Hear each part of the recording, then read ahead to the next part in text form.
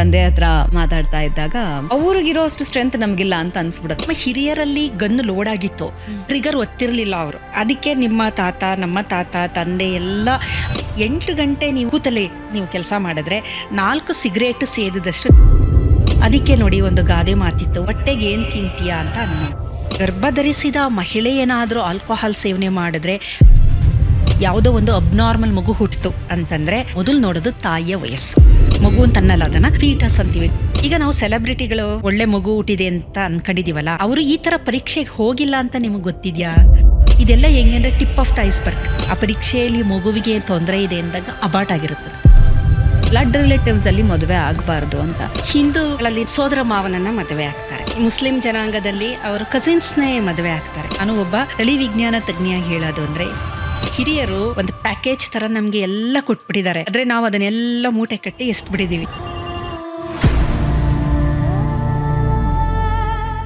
ನಮಸ್ಕಾರ ವೀಕ್ಷಕರೇ, ಬೆಂಗಳೂರು ಬಸ್ಗೆ ಸ್ವಾಗತ. ನಾನು ಭಾವನಾ ನಾಗಯ್ಯ. ಪ್ರತಿ ವಾರದಂತೆ ಈ ವಾರವೂ ಒಬ್ಬ ಗಣ್ಯ ಅತಿಥಿ ನಮ್ಮ ಜೊತೆ ಇರ್ತಾರೆ.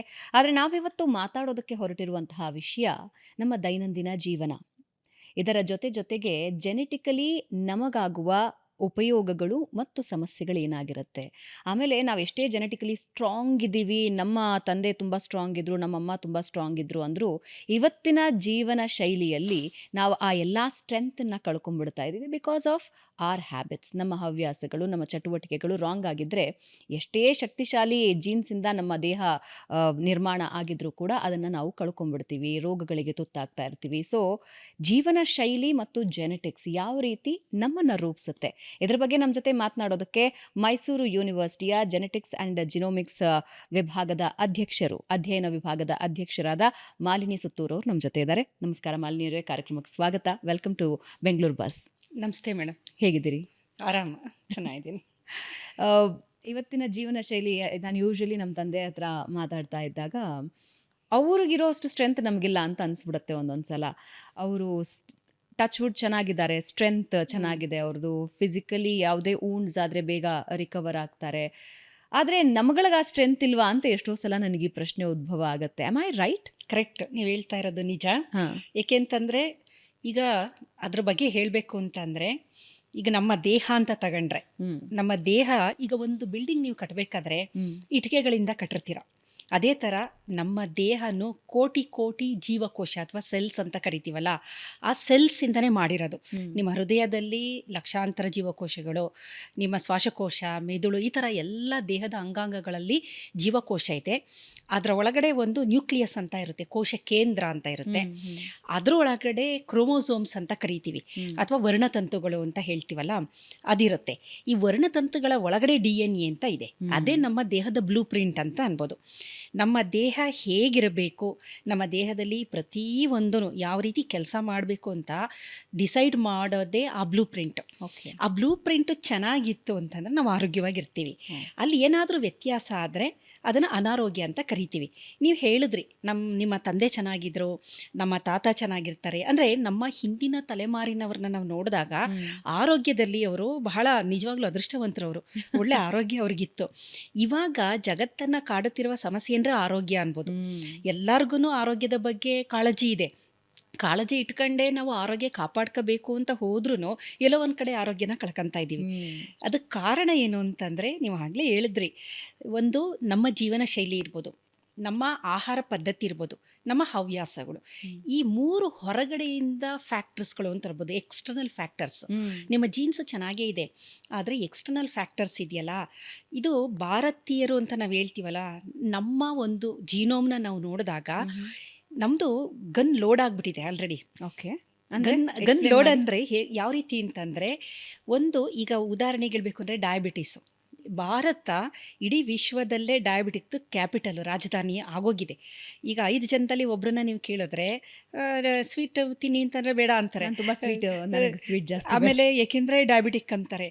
ಅದಕ್ಕೆ ಅದು ಆಶ್ಚರ್ಯ ಅಂತ ಹೇಳಿದ್ರೆ, ನಾನೊಂದು 12-13 ವರ್ಷಗಳ ಹಿಂದೆ ನೋಡಿದಾಗ 40 ಬಾರ್ಡರ್ ಇರೋರಿಗೆ ಬರ್ತಾ ಇತ್ತು. ಹೌದು, ಈಗ ಆಗ್ಲೇ ಜಾಸ್ತಿ ಹೌದು, ಆಗ್ಲೇ ಜಾಸ್ತಿ. ನಾನು ಹೌದು. ಅವಾಗ್ಲೇ ಯಾರೋ ಒಬ್ರಿಗೆ ಡಯಾಬಿಟಿಕ್ ಅಂದಾಗ ನಾನು ಆಶ್ಚರ್ಯವಾಗಿ ನೋಡಿದ್ರೆ you are just 40 or near to 40 ನಿಮ್ಗೆ ಅಂತ ಅನ್ಸಿತ್ತು ನನಗೆ. ಬಟ್ ಇವಾಗ ನೀವು 40ವರೆಗೂ ಕಾಯಿಲೇಬೇಕಾಗಿಲ್ಲ, ಇನ್ನು ನಿಮಗೆ ಬೇಗ ಆಗ್ತಾ ಇದೆ. ಅದೇನಕ್ಕೆ ಕಾರಣ ಏನು ಅಂತಂದ್ರೆ ಆಲ್ರೆಡಿ OB ಜೀನ್ ಅಂತ ಕೆಲವು ನಮ್ಮಲ್ಲಿ ನಮ್ಮ ಜೀನೋಮಲ್ಲಿ ಕೆಲವೊಂದು ರೂಪಾಂತರಗಳು ಅಥವಾ ಮ್ಯೂಟೇಷನ್ಗಳು ಆಲ್ರೆಡಿ ಆಗೋಗಿದೆ. ಬಟ್ ನಮ್ಮ ಹಿರಿಯರಿಗೆ ಏನಕ್ಕೆ ಬರ್ತಾ ಇರಲಿಲ್ಲ ಅಂದ್ರೆ ಬಗ್ಗೆ explain ಮಾಡ್ತೀರಾ? ಮ್ಯೂಟೇಷನ್ ಅಂತಂದ್ರೆ ಈಗ ಎ ಅಂತ ಒಂದು ಇದೆ ಅಂತಾನೆ, ಅದು ಹೊರಗಡೆಯ ಯಾವುದೋ ಒಂದು ಫ್ಯಾಕ್ಟ್ರಿಯಿಂದ ಬಿ ಆಗ್ಬಿಟ್ಟಿರುತ್ತೆ, ಆಗ್ಬಾರ್ದದು. ಅದು ಎ ಇದ್ದಾಗಲೇ ನಾವು ಚೆನ್ನಾಗಿರ್ತೀವಿ, ಅದು ಬಿ ಆಗಿ ಏನಾದ್ರು ಮಾರ್ಪಾಡೊಂದಾಗ ಅದು ಕಾಯಿಲೆ ಅಂತ ನಾವು ಅಂತೀವಿ. ಹಾಗಾಗಿ ನಾನು ಈ ಜೀನ್ಸ್ ಅಂತ ಹೇಳಿದ್ನಲ್ಲ, ನಮ್ಮ DNA ಒಳಗಡೆ ಜೀನ್ಸ್ ಅಂತ ಇದೆ. ದೇಹದ ಎಲ್ಲ ಕೆಲಸ ಮಾಡೋದು, ಕಂಟ್ರೋಲ್ ಮಾಡೋದು ಜೀನ್ಸ್ಗಳೇ. ಯಾವುದಾದ್ರು ಪ್ರೋಟೀನು ಅಥವಾ ಎನ್ಸೈಮ್ಸು ಅಥವಾ ಹಾರ್ಮೋನ್ಸು ಏನೇ ದೇಹದಲ್ಲಿ ಬಿಡುಗಡೆ ಆಗಬೇಕು ಅಂದರೆ ಅದಕ್ಕೆ ಕಾರಣ ಜೀನ್ಗಳು. ಅದು ಸರಿಯಾಗಿ ಕೆಲಸ ಮಾಡಿದ್ರೆ ನಮಗೆ ಸರಿಯಾದ ಪ್ರಮಾಣದಲ್ಲಿ ಹಾರ್ಮೋನ್ಗಳು ಬಿಡುಗಡೆ ಆಗುತ್ತೆ, ಪ್ರೋಟೀನ್ಗಳು ಬಿಡುಗಡೆ ಆಗುತ್ತೆ, ಎನ್ಸೈಮ್ಸ್ ಅಥವಾ ಕಿಣ್ವ ಅಂತೀವಲ್ಲ ಇದೆಲ್ಲ ಬಿಡುಗಡೆಯಾಗಿ ದೇಹದ ಎಲ್ಲ ಕ್ರಿಯೆಗಳು, ಉಸಿರಾಟ ಆಗ್ಬೋದು, ಡೈಜೆಷನ್ ಆಗ್ಬೋದು, ರಿಪ್ರೊಡಕ್ಷನ್ ಆಗ್ಬೋದು, ದೇಹದ ಎಲ್ಲ ಕ್ರಿಯೆಗಳು ಸರಿಯಾಗಿ ಕರಾರುವಕ್ಕಾಗಿ ನಡ್ಕೊಳ್ತಾ ಹೋಗುತ್ತೆ.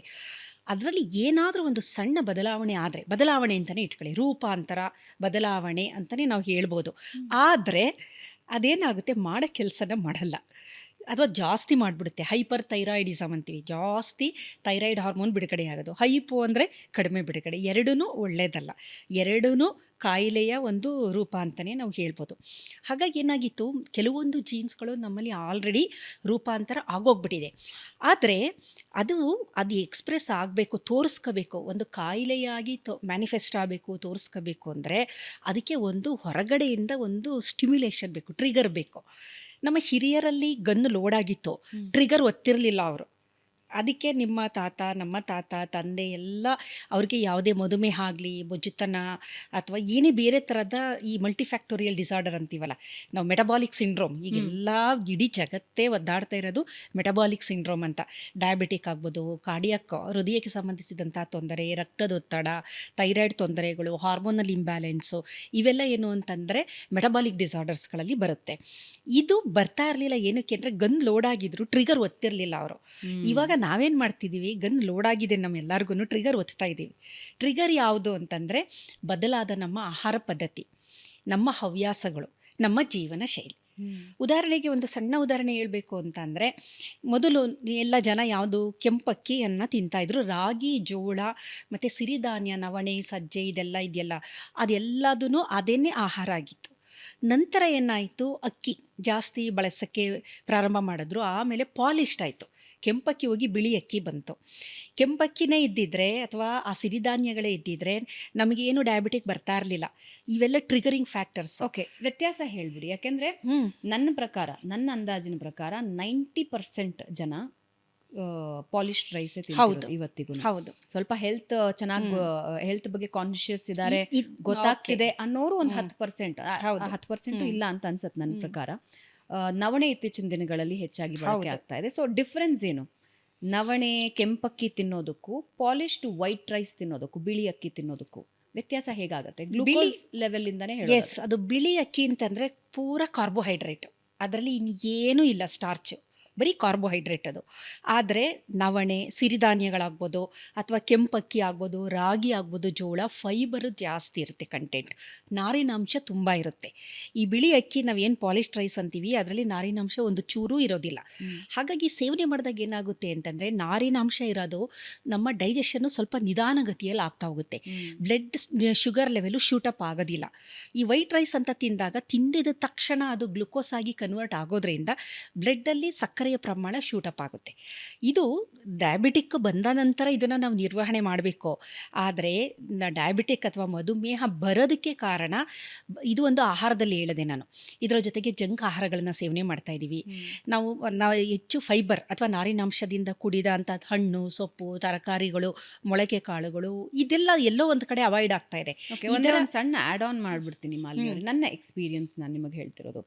Whenever we eat white rice, ಬಿಳಿ ಅಕ್ಕಿ, ಪಾಲಿಶ್ಡ್ ಅಕ್ಕಿ ತಿಂದಾಗ ನೀವು ಹೇಳಿದ ಹಾಗೆ ಶುಗರ್ ಸ್ಪೈಕ್ ಆಗುತ್ತೆ. ಹೌದು, ಅಷ್ಟೇ ಬೇಗ ಹಸಿವಾಗತ್ತೆ, ಮತ್ತೆ ಅದಕ್ಕೆ ಎಲ್ಲ ಕರಗೋಗ್ಬಿಡುತ್ತೆ ಬೇಗ.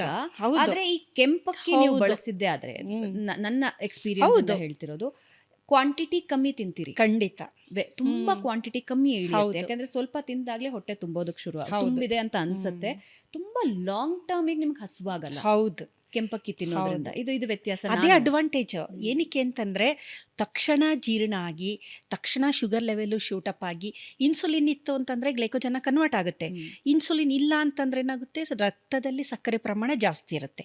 ಅದೇ ನೀವು ಕೆಂಪಕ್ಕಿ ತಿಂದಾಗ ಆ ಒಂದು ಗ್ಲುಕೋಸ್ ರಿಲೀಸ್ ಆಗುತ್ತಲ್ಲ, ಫೈಬರ್ ಜಾಸ್ತಿ ಇರೋದ್ರಿಂದ ಜೀರ್ಣಕ್ರಿಯೆ ನಿಧಾನಗತಿಯಲ್ಲಿ ನಡೆಯುತ್ತೆ. ನಿಧಾನಗತಿಯಲ್ಲಿ ನಮ್ಮ ದೇಹಕ್ಕೆ ಬೇಕಾಗುವ ಗ್ಲೂಕೋಸ್ನ ಬಿಡುಗಡೆ ಮಾಡ್ತಾ ಇರುತ್ತೆ. ಮತ್ತು ತುಂಬ ಲಾಂಗ್ ಡ್ಯೂರೇಷನ್ನು ಅದು ಇರೋದ್ರಿಂದ ಬೇಗ ಹಸುವಾಗೋದಿಲ್ಲ. ಹಾಗಾಗಿ ಈ ಥರ ನಾರಿನಾಂಶದಿಂದ ಕೂಡಿದ ಈ ಥರದ ಆಹಾರಗಳನ್ನು ನಾವು ಸೇವನೆ ಮಾಡ್ತಾ ಇದ್ರೆ ರಕ್ತದಲ್ಲಿ ಸಕ್ಕರೆ ಪ್ರಮಾಣ ಶೂಟ್ ಆಗೋದಿಲ್ಲ. ಇದು ಬಹಳ ಮುಖ್ಯವಾಗಿ. ಓವರ್ ಈಟಿಂಗ್ ಆಗೋದಿಲ್ಲ. ಓವರ್ ಈಟಿಂಗು ಆಗೋದಿಲ್ಲ, ಒಬಿಸಿಟಿನೂ ಬರೋದಿಲ್ಲ, ಡಯಾಬಿಟಿಕ್ ಜಾಸ್ತಿನೂ ಆಗೋದಿಲ್ಲ, ಹೈಪರ್ ಗ್ಲೈಸಿಮಿಕ್ ಅಂತ ಅಂತೀವಿ, ಜಾಸ್ತಿ ಗ್ಲೂಕೋಸ್ ಪ್ರಮಾಣ, ಇದೇನೂ ಆಗೋದಿಲ್ಲ. ತುಂಬ ಒಂದೇ ಲೆವೆಲಲ್ಲಿ. ಈಗ ಮುದ್ದೆನ ನೀವು ತಿನ್ಕೊಂಡು ಹೋದರೆ ನಿಮಗೆ ಮಧ್ಯಾಹ್ನ ಸಾಯಂಕಾಲ ಆದರೂ ಹಸುವಾಗೋದಿಲ್ಲ, ಏಕೆಂದರೆ ಡೈಜೆಷನ್ ನಿಧಾನ, ನಾರಿನಾಂಶ ತುಂಬ ಜಾಸ್ತಿ ಇರುತ್ತೆ, ಟ್ರೇಸ್ ಎಲಿಮೆಂಟ್ ಇರುತ್ತೆ, ಬೇಕಾದಷ್ಟು ಇರುತ್ತೆ ಅದರಲ್ಲಿ. ವೈಟಮಿನ್ಸ್ಗಳಿರ್ಬೋದು, ಕೆಲವೊಂದು ಅದ್ರ ಜೊತೆಗೆ ಪೂರಕವಾಗಿ ಸೇವನೆ ಮಾಡೋದು. ಹಾಗಾಗಿ ಏನಾಗುತ್ತೆ ಅಂದರೆ ನಮ್ಮ ದೇಹವನ್ನು ಸುಸ್ಥಿತಿಯಲ್ಲಿಡೋದಕ್ಕೆ ಈ ಒಂದು ಆಹಾರ ಏನು ಮೊದಲು ಬಳಕೆ ಮಾಡ್ತಿದ್ರು, ಸೊಪ್ಪು ಬಳಕೆ ಮಾಡ್ತಿದ್ರು, ಹಣ್ಣುಗಳು, ಸೊಪ್ಪು, ತರಕಾರಿಗಳು, ಮೊಳಕೆ ಕಾಳುಗಳು, ಬೇಕಾದಷ್ಟು ಎಲ್ಲ ಥರದ ಕಾಳುಗಳು, ಸೀಸನಲ್ ಫ್ರೂಟ್ಸ್ಗಳನ್ನ ತಿಂತಾಯಿದ್ರು. ಇದೆಲ್ಲ ತುಂಬ ಒಳ್ಳೆ ಪ್ಯಾಕೇಜ್, ತುಂಬ ಚೆನ್ನಾಗಿತ್ತು. ಇದು ಆಹಾರ ಆದರೆ. ಮತ್ತು ಜಂಕ್ ಆಹಾರ ಸೇವನೆ ಇರ್ತಾನೆ ಇರಲಿಲ್ಲ. ಆಮೇಲೆ ನಾನ್ ವೆಜಿಟೇರಿಯನ್ ಡಯೆಟ್ ಅಂತನೂ ಹಬ್ಬಗಳು ಅಂದರೆ ವರ್ಷದಲ್ಲಿ 1-2 ಸಲ ಯಾವುದೋ ಒಂದು ಹಬ್ಬದಲ್ಲಿ ಮಾಡ್ತಾಯಿದ್ರು. ಇವಾಗ ಬೆಳಗ್ಗೆ, ಮಧ್ಯಾಹ್ನ, ರಾತ್ರಿ. ಹಾಗಾಗಿ ಏನಾಗ್ತಾ ಇದೆ ಅಂದರೆ ಎಲ್ಲೋ ಒಂದು ಕಡೆ ನಮ್ಮ ಆರೋಗ್ಯ ಆ ಮ್ಯೂಟೇಷನ್, ಈಗ ಟ್ರಿಗರ್, ಇವೆಲ್ಲ ಟ್ರಿಗರ್ಗಳು. ಫ್ಯಾಕ್ಟರ್ಸ್ ನಾವು ಸಪರೇಟ್ ಆಗಿ ವೀಕ್ಷಕರಿಗೆ ತಿಳಿಸ್ಕೋಣ. ಖಂಡಿತ. ಫಸ್ಟ್ ಜಂಕಿಗೆ ಬರೋಣ, ಆಮೇಲೆ ನಾನ್ ವೆಜ್ಗೆ ಬರೋಣ. ಓಕೆ. ಜಂಕ್ ಇವತ್ತು ಹೆಂಗೆ ಅಂದ್ರೆ ಕೈಯಲ್ಲಿ ಮೊಬೈಲ್ ಇತ್ತು ಅಂತ ಹೇಳಿದ್ರೆ 15 ನಿಮಿಷದಲ್ಲೂ ಮನೆಗೆ ಒಂದು ಒಳ್ಳೆ ಬರ್ಗರ್, ಒಂದು ಒಳ್ಳೆ ಪಿಜ್ಜಾ, ಪರಾಠ ಎಲ್ಲಾನು ಸಿಕ್ಬಿಡುತ್ತೆ. ಹೌದು. ಜಂಕ್ ಮತ್ತು ಆರೋಗ್ಯ ಯಾವ ರೀತಿ ಇಫೆಕ್ಟ್ ಮಾಡ್ತಾ ಇದೆ? ಜಂಕ್, ನಾನು ಇದನ್ನು ಹೇಳಲೇಬೇಕು. ನನ್ನ ಸುತ್ತಮುತ್ತ ಇರೋರ ಪೇರೆಂಟ್ಸ್ ಯಾರಿದ್ದಾರೆ ಅವ್ರನ್ನ ನೋಡಿದಾಗ ನನಗೆ ಆಶ್ಚರ್ಯ ಅನಿಸುತ್ತೆ. ಮಕ್ಕಳು ಬರ್ಗರ್ ಕೇಳ್ತಾರೆ, ತಕ್ಷಣ ಆರ್ಡರ್ ಮಾಡಿ ತಗೋ ತಿನ್ನು ಅಂತ ಹೇಳ್ತಾರೆ. ಪಿಜ್ಜಾ ಕೇಳ್ತಾರೆ, ತಗೋಬಾ ತಿನ್ನು ಅಂತ ಹೇಳ್ತಾರೆ. ಇನ್ನೇನೋ ಮೈದಾ ಬೇಸ್ಡ್ ಕೇಕ್ಸ್, ಐಸ್ ಕ್ರೀಮ್ಸ್. ಹೌದು. ಐಸ್ ಕ್ರೀಮ್ ಕ್ರೇವ್ ಎಲ್ರಿಗೂ ಆಗತ್ತೆ, ನಾನು ಇಲ್ಲ ಅಂತ ಹೇಳ್ತಾ ಇಲ್ಲ. ಬಟ್ ಪುಟ್ಟ ಮಕ್ಕಳಿಗೆ ಅದನ್ನ ಅಭ್ಯಾಸ ಮಾಡಿಸ್ತಾ ಹೋಗೋದು, ಅಂದರೆ ಕೇಳಿದಾಗೆಲ್ಲ ತಂದು ಕೊಡೋದು. ಚಿಕ್ಕ ವಯಸ್ಸಿನಲ್ಲಿ ಇಂಪ್ಯಾಕ್ಟ್ ಏನಾಗುತ್ತೆ? ದೊಡ್ಡವ್ರಿಗೆ ಮತ್ತೆ ಬರೋಣ. ಚಿಕ್ಕ ವಯಸ್ಸಿನಲ್ಲಿ ಮಕ್ಕಳ ಮೇಲೆ ಇಂಪ್ಯಾಕ್ಟ್ ಏನಾಗುತ್ತೆ? ಈಗ ಸಣ್ಣ ವಯಸ್ಸಲ್ಲಿ ಆಹಾರದ ಒಂದು ಅಭ್ಯಾಸ ಇದೆಯಲ್ಲ, ಬಹಳ ಮುಖ್ಯ. ಇದಕ್ಕೆ ಮುಖ್ಯ ಕಾರಣಕರ್ತರು ಪೋಷಕರೇ ಅಂತಲೇ ನಾವು ಹೇಳಬೇಕು. ಸಣ್ಣ ಮಕ್ಕಳಿನಿಂದ ಅವರಿಗೆ ಒಂದು ಸಮತೋಲನದ ಆಹಾರ ಅಥವಾ ಪೌಷ್ಟಿಕದಾಯಕ ಆಹಾರ ಅಂತ ನಾವು ಕೊಡಬೇಕಾಗುತ್ತೆ. ಮೊದಲೆಲ್ಲ ಏನು ಮಾಡ್ತಾಯಿದ್ರು, ಈ ಸ್ನ್ಯಾಕ್ಸ್ ಅಂತ ಬಂದಾಗ, ಈಗ ಮಾಮೂಲು ನಮ್ಮ ಊಟ ಬಿಟ್ಟು ಏನೋ ಸಾಯಂಕಾಲ ಸ್ನ್ಯಾಕ್ಸ್ ಅಂತ ಬೇಕು ಅಂದರೆ ರವೆ ಉಂಡೆ, ಬೇರೆ ಬೇರೆದರ ಉಂಡೆಗಳು, ಎಳ್ಳುಂಡೆ, ಆಮೇಲೆ ಕಡಲೆಕಾಯಿ ಉಂಡೆ, ಇದೆಲ್ಲ ಎಷ್ಟು ನ್ಯೂಟ್ರಿಟಿವ್ ಅಂದರೆ ನಮ್ಮ ದೇಹಕ್ಕೆ ಬೇಕಾದಷ್ಟು ಪ್ರೋಟೀನ್ಗಳನ್ನು, ಖನಿಜಗಳನ್ನು, ಟ್ರೇಸ್ ಎಲಿಮೆಂಟ್ ಎಲ್ಲದೂ ಸಿಗ್ತಾ ಇತ್ತು ಅದರಲ್ಲಿ.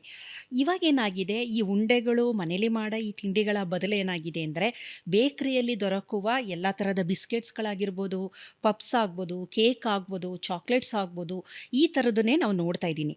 ಏನಕ್ಕೆ ಅದನ್ನು ಜಂಕ್ ಅಂದರೆ ವೇಸ್ಟ್ ಅಂತ. ಅದು ಜಂಕ್ ಆಹಾರ ಅಂದರೆ ಅದರಲ್ಲಿ ನ್ಯೂಟ್ರಿಷನ್ ಇಲ್ಲ, ಕ್ಯಾಲೋರಿ ಇದೆ. ಕ್ಯಾಲೋರಿ ಅಂತ ಏನಂತೀವಿ, ಎನರ್ಜಿ ಇದೆಯಲ್ಲ ಅದಿದೆ, ಆದರೆ ನ್ಯೂಟ್ರಿಟಿವ್ ಅಲ್ಲ. ಅದರಲ್ಲಿ ವಿಟಮಿನ್ಸ್ ಇರಲ್ಲ, ಅದರಲ್ಲಿ ಪ್ರೋಟೀನ್ ಇರೋದಿಲ್ಲ, ಅದರಲ್ಲಿ ಆಮೇಲೆ ಒಳ್ಳೆ ಫ್ಯಾಟು ಇರೋದಿಲ್ಲ, ಟ್ರೇಸ್ ಎಲಿಮೆಂಟ್ ಇಲ್ಲ, ಏನೂ ಇಲ್ಲ. ಅದಕ್ಕೋಸ್ಕರ ಅದನ್ನು ಜಂಕ್ ಅಂತ ನಾವು ಕರೆಯೋದು. ಈಗ ನೀವು ಹೇಳಿದ್ರಿ ಬೇಕ್ರಿ ತಿಂಡಿ ಅಂತ. ಬೇಕ್ರಿ ತಿಂಡಿಯಲ್ಲಿ ಎಲ್ಲ ಕಡೆ ಮೈದಾವನ್ನು ಬಳಕೆ ಮಾಡ್ತಾರೆ. ಮೈದಾ ತುಂಬಾ ಜನರ ವಾದ ಏನಂದ್ರೆ ಮೈದಾ ಇಸ್ ಗುಡ್, ಬೈ ಪ್ರಾಡಕ್ಟ್ ಅಷ್ಟೇ ಅಂತ ಹೇಳ್ತಾರೆ. ಖಂಡಿತ, ಯಾರು ಬಹಳ ಒಂದು ತಪ್ಪು ಕಲ್ಪನೆ, ಒಂದು ವಿತಂಡವಾದ ಮಾಡ್ತಾರೆ. ಹೌದು. ಕಾರಣ ಮೈದಾ ಬೈ ಪ್ರಾಡಕ್ಟ್ ಗೋಧಿದು, ಆದರೆ ಕಸ ಅಂತಾನೆ ಅನ್ಬೋದು ಮೈದಾ. ಕೊನೆಗೆ ನೀವು ಏನಕ್ಕೂ ಪ್ರಯೋಜನ ಇಲ್ಲ.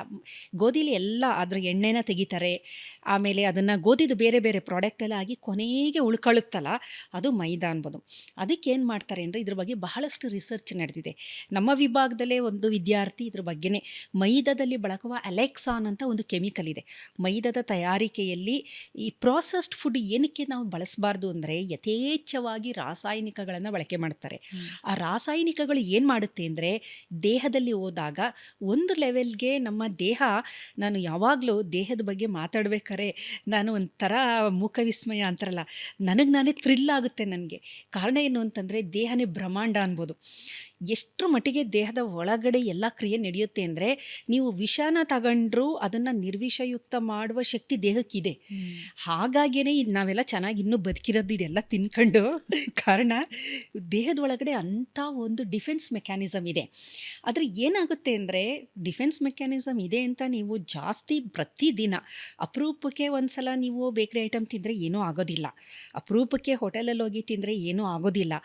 ಆದರೆ ಅದೇ ಪ್ರತಿನಿತ್ಯ ನಿಮ್ಮ ದಿನಚರಿಯಾಗಿ ಬೆಳಗ್ಗೆ ಮಧ್ಯಾಹ್ನ ರಾತ್ರಿ ಅನ್ನೋ ಥರ ನಾವು ಅಭ್ಯಾಸ ಮಾಡ್ಕೊಂಡು ಬಂದರೆ ದೇಹದ ಡಿಫೆನ್ಸ್ ಮೆಕ್ಯಾನಿಸಮ್ ಏನಿದೆ ಅದು ಎಲ್ಲೋ ಒಂದು ಕಡೆ ವಿಫಲ ಆಗುತ್ತೆ. ಅದಕ್ಕೆ ಲಿವರ್ ಏನಂದರೆ ಈ ದೇಹದಲ್ಲಿ ಏನೇ ವಿಷ ಬಂದರೂ ಅಲ್ಲೇ ಡಿಟಾಕ್ಸಿಫೈ ಅಥವಾ ನಿರ್ವಿಷಯುಕ್ತ ಮಾಡುವ ಗುಣ ಲಿವರ್ಗಿದೆ. 3 ಲೆವೆಲ್ಸ್ ಎನ್ಸೈಮ್ ಇದೆ.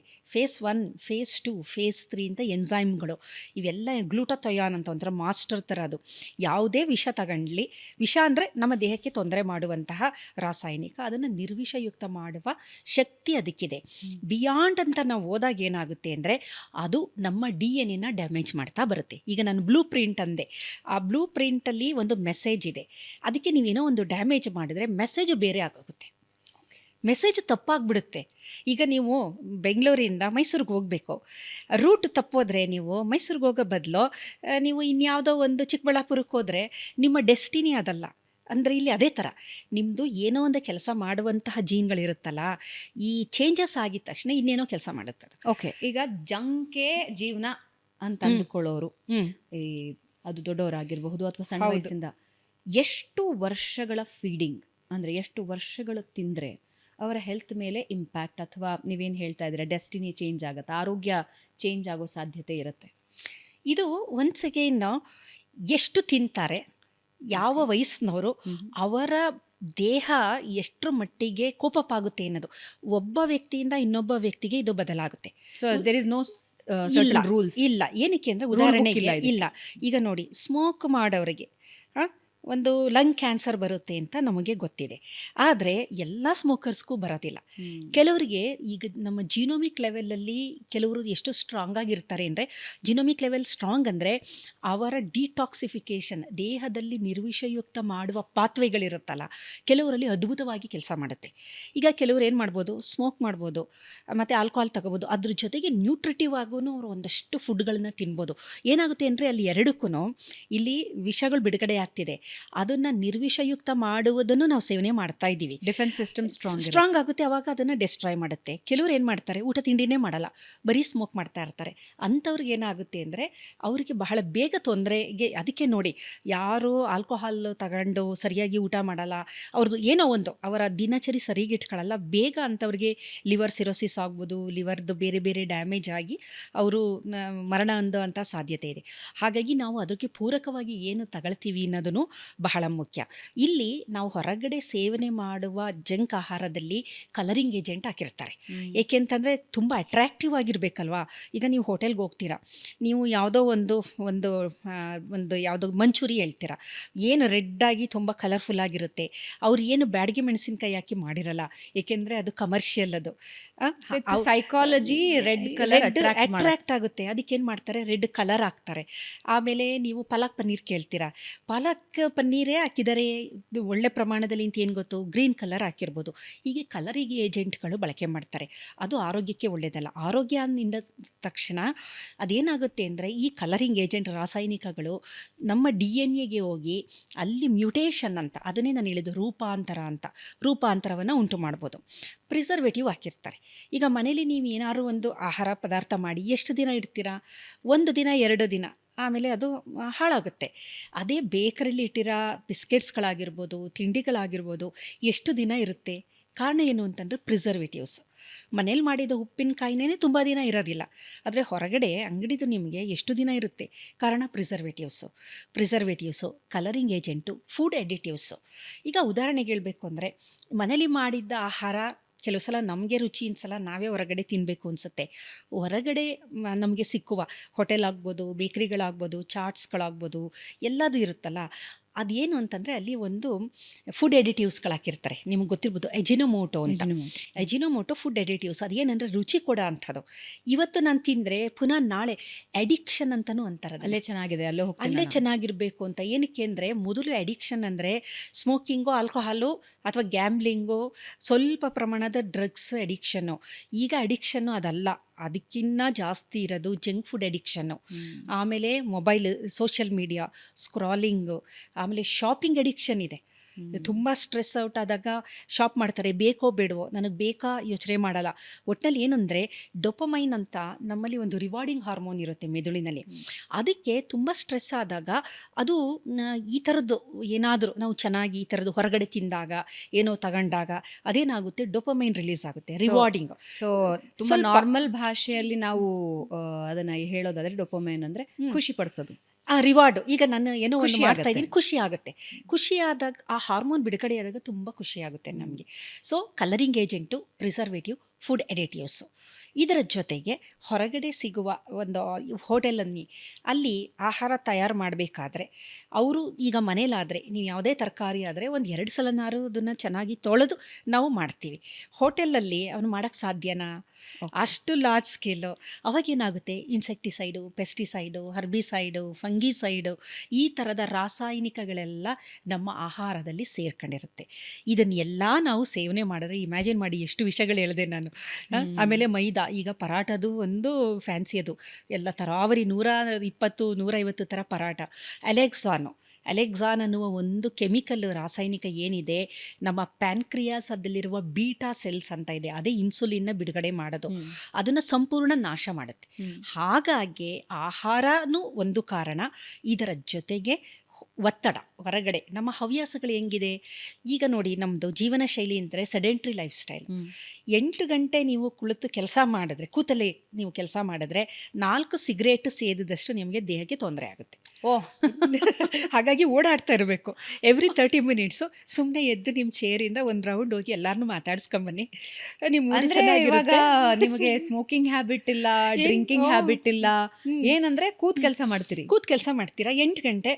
ಏಕೆಂದರೆ ನೀವು ಕೂತಿರ್ಬೇಕಾದ್ರೆ ಟೇಬಲ್ಗೆ ಕಾಫಿ ಬರುತ್ತೆ, ಟೇಬಲ್ಗೆ ಸ್ನ್ಯಾಕ್ಸ್ ಬರುತ್ತೆ, ಎಲ್ಲ ಇಲ್ಲೇ ಬರ್ತಾ ಇದೆ. ಆಮೇಲೆ ಲೇಸಿನೆಸ್, ಅಯ್ಯೋ ಯಾರು ಎದ್ದೇಳೋದು ಅನ್ನೋದು ಒಂದಿರುತ್ತೆ. ಸೊ ಏನು ಮಾಡ್ತೀವಿ, ಅಲ್ಲೇ ಕೂತೇ ಇರ್ತೀವಿ.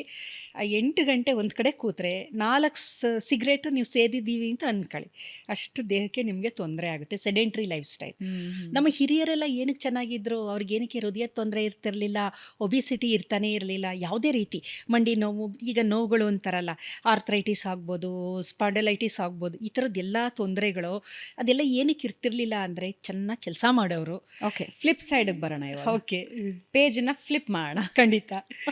ಇನ್ನು ಮುಂದೆ ನಮ್ಗೆ ಸಬ್ಜೆಕ್ಟ್ಸ್ ಬಹಳ ಇರೋದ್ರಿಂದ ನಾನು ಓಕೆ, ನಿಮ್ಮ ಸೆಡೆಂಟ್ರಿ ಲೈಫ್ ಸ್ಟೈಲ್, ಈಗ ಕೂತಲ್ಲೇ ಕೆಲಸ ಮಾಡ್ತೀವಲ್ಲ, ಅದು ಒಂದು ಕಾರಣ. ಆಮೇಲೆ ಹವ್ಯಾಸಗಳು ಅಂತ ನಾವು ತಗೊಳ್ಳೋದಾದರೆ ಸೋಷಿಯಲ್ ಒಂದು ಗ್ಯಾದರಿಂಗ್ ಅನ್ನೋದೇ ಇಲ್ಲ. ಅಂದರೆ ಹವ್ಯಾಸಗಳಲ್ಲಿ ಇದೆಲ್ಲ ಬರುತ್ತೆ. ಮೊದಲೆಲ್ಲ ಮ್ಯೂಸಿಕ್ಕು, ಗಾರ್ಡನಿಂಗ್, ಬೇರೆ ಬೇರೆ ಥರದ ಹವ್ಯಾಸ ಇತ್ತು. ಈಗ ಅದೆಲ್ಲ ಹವ್ಯಾಸ ಅಲ್ಲ, ಹವ್ಯಾಸಗಳೇ ಬೇರೆ ಆಗಿದೆ ಈ ಜನರೇಷನಲ್ಲಿ. ಸೊ ಬದಲಾದ ನಮ್ಮ ಜೀವನ ಶೈಲಿ, ಆಹಾರ ಪದ್ಧತಿ, ಹವ್ಯಾಸಗಳು, ಇದೆಲ್ಲ ಒಟ್ಟಾರೆ ಗನ್ನ ಟ್ರಿಗರ್ ಮಾಡ್ತಾ ಇದೆ. ಗನ್ನು ಲೋಡ್ ಆಗಿದೆ, ಟ್ರಿಗರ್ ಮಾಡ್ತಾ ಇದೆ. ಯಾರು ಎಷ್ಟು ಟ್ರಿಗರ್ ಮಾಡ್ತಾ ಇದ್ದಾರೆ ಅನ್ನೋದ್ರ ಮೇಲೆ ಅವರ ಒಂದು ಆರೋಗ್ಯ ನಿರ್ಧಾರ ಆಗುತ್ತೆ. Okay, wonderful. ಅಂದ್ರೆ ಹೆಂಗೆ ಅದನ್ನ ಸರಿ ಮಾಡ್ಕೋಬೇಕು ಅನ್ನೋದಕ್ಕೆ ಬರೋಣ. ಬಟ್ ಇನ್ನೊಂದು ಫ್ಯಾಕ್ಟರ್ ಹೇಳಿದ್ರಿ ನೀವು, ನಾನ್ ವೆಜ್ ಈಟರ್ಸ್ ಅಂತ. ಹೌದು, ಇವತ್ತಿನ ಫುಡ್ ಚೈನ್ಗಳು ನಡೀತಾ ಇರೋದೇ ಬೇಸಿಕಲಿ ತುಂಬಾ ಜಾಸ್ತಿ. ಅದು ಇಂಡಿಯಾದಂತಹ ದೇಶದಲ್ಲಿ ಹೆಚ್ಚಿನ ನಾನ್ ವೆಜ್ ಈಟರ್ಸ್ ಜಾಸ್ತಿ ಇದ್ದಾರೆ ಅನ್ನೋ ಕಾರಣಕ್ಕೆ vegetarians will turn into non vegetarians ಇತ್ತೀಚಿನ ದಿನದಲ್ಲಿ. ಕೆಲವು ಡಯಟಿಷಿಯನ್ಸು ಕೂಡ ಎವ್ರಿ ಡೇ ನಾನ್ ವೆಜ್ ಕೊಡ್ತಾ ಇರ್ತಾರೆ. ಅಂದ್ರೆ ನನಗೆ ಗೊತ್ತಿರೋದ್ರಿಂದ ಹೇಳ್ತಾ ಇದ್ದೀನಿ. Every day non veg, if you are addicted to non veg, don't worry, I will give you ಅಂತ ಹೇಳಿ ನಾನ್ ವೆಜ್ ಎವ್ರಿ ಡೇ ಕೊಡ್ತಾರೆ. ಹಾಗಾದ್ರೆ ತಪ್ಪ ಅದು? ನಾನ್ ವೆಜ್ ತಿನ್ನಲೇಬಾರ್ದು ಅಂತ ನಾನು ಹೇಳ್ತಾ ಇಲ್ಲ. ಓಕೆ, ಅಕೇಶನ್ ಮೊದಲೆಲ್ಲ ಹೇಗಿತ್ತು ನಾನ್ ವೆಜ್ ತಿನ್ನೋದು ಅಂದರೆ, ಹಬ್ಬಗಳು ಯಾವುದೋ ಒಂದು ಸ್ವೀಟ್ ಮಾಡೋರು, ಹಬ್ಬದ ದಿನ ಮಾರನೇ ದಿನ ನಾನ್ ವೆಜ್. ಅದು ಯಾವ ಥರ ನಾನ್ ವೆಜ್ ಅಂದರೆ, ಕೋಳಿಗಳು ಅಲ್ಲೇ ಸಾಕಿರೋರು ಅದನ್ನು ಮಾಡೋರು ಅಲ್ವಾ, ಅದು ನಾಟಿ ಕೋಳಿ ಆಗಿರೋದು. ಆಮೇಲೆ ಕುರಿಗಳು ಬಿಟ್ಟಿರೋರು ಅಲ್ಲಿ, ಅದನ್ನು ಕಡಿದು ಎಲ್ಲ ನೆಂಟರಿಗೆಲ್ಲ, ಅಂದರೆ ಎಲ್ಲೋ ಅಪರೂಪಕ್ಕೆ ಒಂದ್ಸಲ ನಾನ್ ವೆಜಿಟೇರಿಯನು, ಅದು ಒಳ್ಳೇದು, ಚೆನ್ನಾಗಿ ಅವರೇ ಸಾಕಿರೋ ಅಂಥದ್ದು ಇದು ಬಳಕೆ ಮಾಡ್ತಾ ಬಂದರು. ಆಮೇಲೆ ಸಂಡೇ ಅಂತ ಬಂತು, ಸಂಡೇ ಸ್ಪೆಷಲ್ ಅಂತ ನಾನ್ ವೆಜಿಟೇರಿಯನ್ ಯಾರು ತಿಂತಾರೆ ಅವರು ಮಾಡ್ತಾ ಬಂದರು, ಅದು ಫೈನ್. ಆದರೆ ಇವಾಗೇನಾಗಿದೆ, ನೀವು ಒಂದೊಂದು ಗಲ್ಲೀಲಿ ಒಂದೊಂದು 3 ಬಿರಿಯಾನಿ ಕಾರ್ನರ್ಗಳು ಬಂದಾಗ ಮಕ್ಕಳುಗಳಿಗೆ ರುಚಿ ಜಾಸ್ತಿ ಇದೆಲ್ಲ, ಸ್ಪೈಸು ಜಾಸ್ತಿ ಇರೋದ್ರಿಂದ, ರುಚಿ ಜಾಸ್ತಿ ಇರೋದ್ರಿಂದ ಮಕ್ಕಳುಗಳು ಅಡಿಕ್ಷನ್. ಅದು ಈಗ ಮಧ್ಯಾಹ್ನನೂ ಕೇಳ್ತಾರೆ, ರಾತ್ರಿನೂ ಕೇಳ್ತಾರೆ, ಇವತ್ತಲ್ಲ ಪುನಃ ನಾಳೆನೂ ಕೇಳ್ತಾರೆ. ಈಗೇನಾಗಿದೆ, ನಾನ್ ವೆಜ್ ತಿನ್ನುವುದು ತುಂಬ ಜಾಸ್ತಿ, ಅದು ಮನೇಲೂ ಮಾಡ್ತಾ ಇಲ್ಲ, ಹೊರಗಡೆನೇ ಜಾಸ್ತಿ ತಿನ್ನುವಂಥದ್ದು ಆಗ್ತಾಯಿದೆ. ನಾನ್ ವೆಜಿಟೇರಿಯನ್ ಫುಡ್ಡು ನಮ್ಮ ದೇಹಕ್ಕೆ ಯಾವ ರೀತಿ ತೊಂದರೆ ಮಾಡುತ್ತೆ ಅಂದರೆ, ಒಂದು ಒಬಿಸಿಟಿ, ಕೊಬ್ಬು ಜಾಸ್ತಿ ಇರುತ್ತೆ. ಅಲ್ಲ, ಬೇಸಿಕಲಿ ನಮ್ಮ ದೇಹ, ಹ್ಯೂಮನ್ ಬಾಡಿ ನಾನ್ ವೆಜ್ ತಿನ್ನೋದಕ್ಕೆ ಒಂದು ಸ್ವಲ್ಪ ಹೊಂದ್ಕೊಳ್ಳೋದೇ ಇಲ್ಲ ಅಂತ ಏನಿಲ್ಲ. ಆದರೆ ಪ್ರಮಾಣ ಜಾಸ್ತಿ ಆದಾಗ ಏನಾಗುತ್ತೆ ಅಂದರೆ, ಅದರಲ್ಲಿರೋ ಕೊಬ್ಬಿನಂಶ ಜಾಸ್ತಿ ಆಗೋದ್ರಿಂದ ದೇಹದಲ್ಲಿ ಕೊಬ್ಬಿನ ಶೇಖರಣೆ ಆಗುತ್ತೆ, ಒಬಿಸಿಟಿ ಬರುತ್ತೆ, ಮಾಡೋ ಕೆಲಸ ಕಮ್ಮಿ, ತಿನ್ನೋದು ಜಾಸ್ತಿ, ಕೊಬ್ಬಿನ ಸೇವನೆ ಜಾಸ್ತಿ ಆಗ್ತಾ ಇರೋದ್ರಿಂದ ಅದೇನಾಗುತ್ತೆ, ಒಂದು ಕೊಬ್ಬಿನ ಶೇಖರಣೆ ಜಾಸ್ತಿ ಆಗುತ್ತೆ. ಮತ್ತು ನಾನ್ ವೆಜಿಟೇರಿಯನ್ನು ಪ್ರಿಪ್ರೇಷನ್ ಇದೆಯಲ್ಲ, ಅಡಿಗೆ ಮಾಡೋದಿದೆಯಲ್ಲ, ಅದೊಂದು ಸೈನ್ಸ್, ಅದಕ್ಕೆ ಒಂದು ಮೆಥಡಾಲಜಿ ಇರುತ್ತೆ.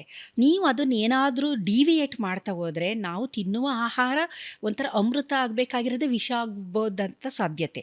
ಉದಾಹರಣೆಗೆ ನಾನ್ ವೆಜ್ ಅದನ್ನು ಒಂದು ರೀತಿಯಲ್ಲಿ ಮಾಡಬೇಕು. ಈಗೇನಾಗ್ತಾರೆ, ಸುಟ್ಟು ತಿನ್ನುತ್ತಾರಲ್ವ, ಅದನ್ನು ಬಾರ್ಬಿಕ್ಯೂ ಗೊತ್ತಲ್ವ ನಿಮಗೆ, ಸುಟ್ಟು ತಿಂದಾಗ ಏನಾಗುತ್ತೆ ಅಂದರೆ, ಅದರಲ್ಲಿರುವ ಪ್ರೋಟೀನ್ಗಳು ಆ ಒಂದು ಇದಕ್ಕೆ ಕಾರ್ಬನ್ ಆಗುತ್ತೆ, ಅದರಲ್ಲಿ ಕೆಮಿಕಲ್ಸ್ ಏನೇನಿರುತ್ತೆ ಅದರದ್ದು ನೇಚರು ಡಿನೇಚರ್ ಆಗೋದ್ರಿಂದ ಅದು ಕಾರ್ಸಿನೋಜನ್ ಆಗಿ ಮುಂದಿನ ದಿನದಲ್ಲಿ ಕ್ಯಾನ್ಸರು, ಕರುಳಿನ ಕ್ಯಾನ್ಸರ್ ಉಂಟು ಮಾಡುವ ಸಾಧ್ಯತೆ ಇದೆ ಅನ್ನೋದು. ಈ ಬೇಯಿಸೋದು ಅಂದರೆ ಇದರಲ್ಲಿ ಬೇಯಿಸೋದು ಅಂದರೆ ಬೆಂಕಿಯಲ್ಲಿ ಸುಟ್ಟು ತಿನ್ನುವ ಮಾಂಸದಿಂದ ಕ್ಯಾನ್ಸರ್ ಬರುವ ಸಾಧ್ಯತೆ ಬೇಕಾದಷ್ಟು ಇದೆ ಅಂತೇಳಿ ಬೇಕಾದಷ್ಟು ರಿಸರ್ಚ್ ನಡೆದಿದೆ, ಪ್ರೂವ್ ಆಗಿದೆ. This is shocking. ಹೌದು.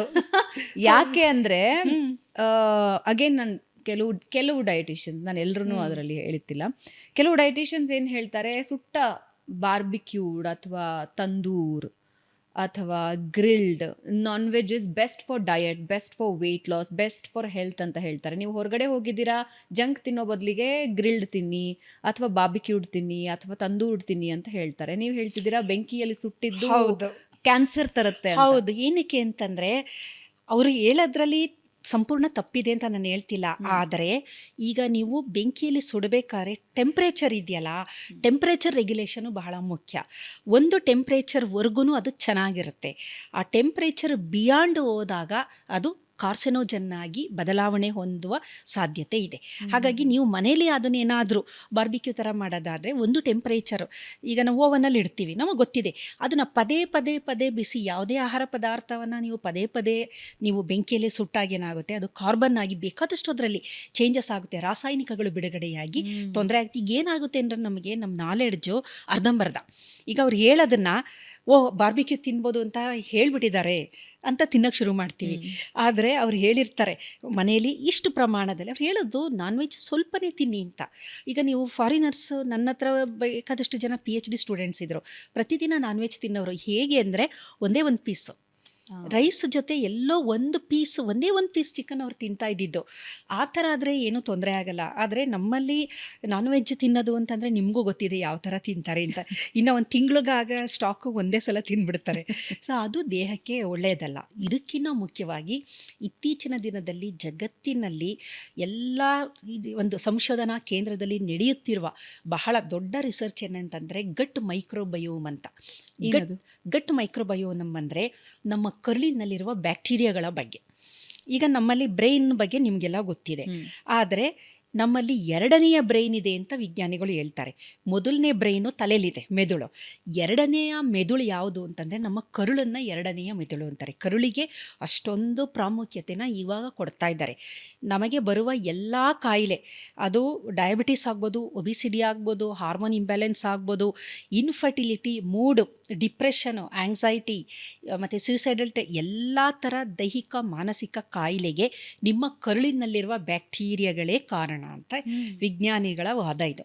ಅದಕ್ಕೆ ನೋಡಿ, ಒಂದು ಗಾದೆ ಮಾತಿತ್ತು, ಹೊಟ್ಟೆಗೆ ಏನು ತಿಂತೀಯಾ ಅಂತ ಅನ್ನೋರು. ಒಂದು ಗಾದೆ, ಹೊಟ್ಟೆಗೆ ಏನು ತಿಂತೀಯಾ ಅಂತ ಬೈತಾರಲ್ವ, ತಪ್ಪು ಮಾಡಿದಾಗ ನೀನು ಹೊಟ್ಟೆಗೆ ಏನು ತಿಂತೀಯಾ ಅಂತಂತಾರೆ. ಅದರಿಂದ ಒಂದು ಸೈನ್ಸ್ ಇದೆ. ಹೊಟ್ಟೆಗೆ ಏನು ನೀನು ತಿಂತೀಯಾ ಅದರ ಮೇಲೆ ನಿನ್ನ ಒಂದು ನಡವಳಿಕೆ ಡಿಪೆಂಡ್ ಆಗಿದೆ ಅಂತ. ಆಲೋಚನೆ ಎಲ್ಲದು that's why gut feeling gut feeling ಅಂತ ನೋಡಿ. ಗಟ್ಟು ಕಣ್ಣರಿಯದನ್ನು ಕರಳರಿಯುತ್ತೆ ಅಂತಾರೆ. ಗಟ್ಟು ಅಂತ ಬ್ರೈನ್ ಥರನೇ ಕೆಲಸ ಮಾಡುತ್ತದು. ಬ್ರೈನ್ ಅಂತ ಯಾವ ರೀತಿ ನಾವು ಹೇಳಬೇಕು ಅಂದರೆ, ಗಟ್ಗೂ ನಮ್ಮ ಕರುಳಿಗೂ ಮೆದುಳಿಗೂ ಡೈರೆಕ್ಟ್ ಎಂಟರಿಕ್ ನರ್ವಸ್ ಸಿಸ್ಟಮ್ ಅಂತ ಕರಿತೀವಿ. ನರ್ವಸ್ ಸಿಸ್ಟಮಲ್ಲಿ ಬೇಕಾದಷ್ಟು ಥರ ನರ್ವಸ್ ಸಿಸ್ಟಮ್ ಇದೆ. ಅದರಲ್ಲಿ ಎಂಟರಿಕ್ ಅಂತಂದರೆ ಕರುಳಿಗೆ ಸಂಬಂಧಿಸಿ. ಎಂಟರಿಕ್ ನರ್ವಸ್ ಸಿಸ್ಟಮ್ ಅಂದರೆ ಮೆದುಳಿಗೂ ಕರುಳಿಗೂ ನೇರ ಕನೆಕ್ಷನ್ ಇದೆ.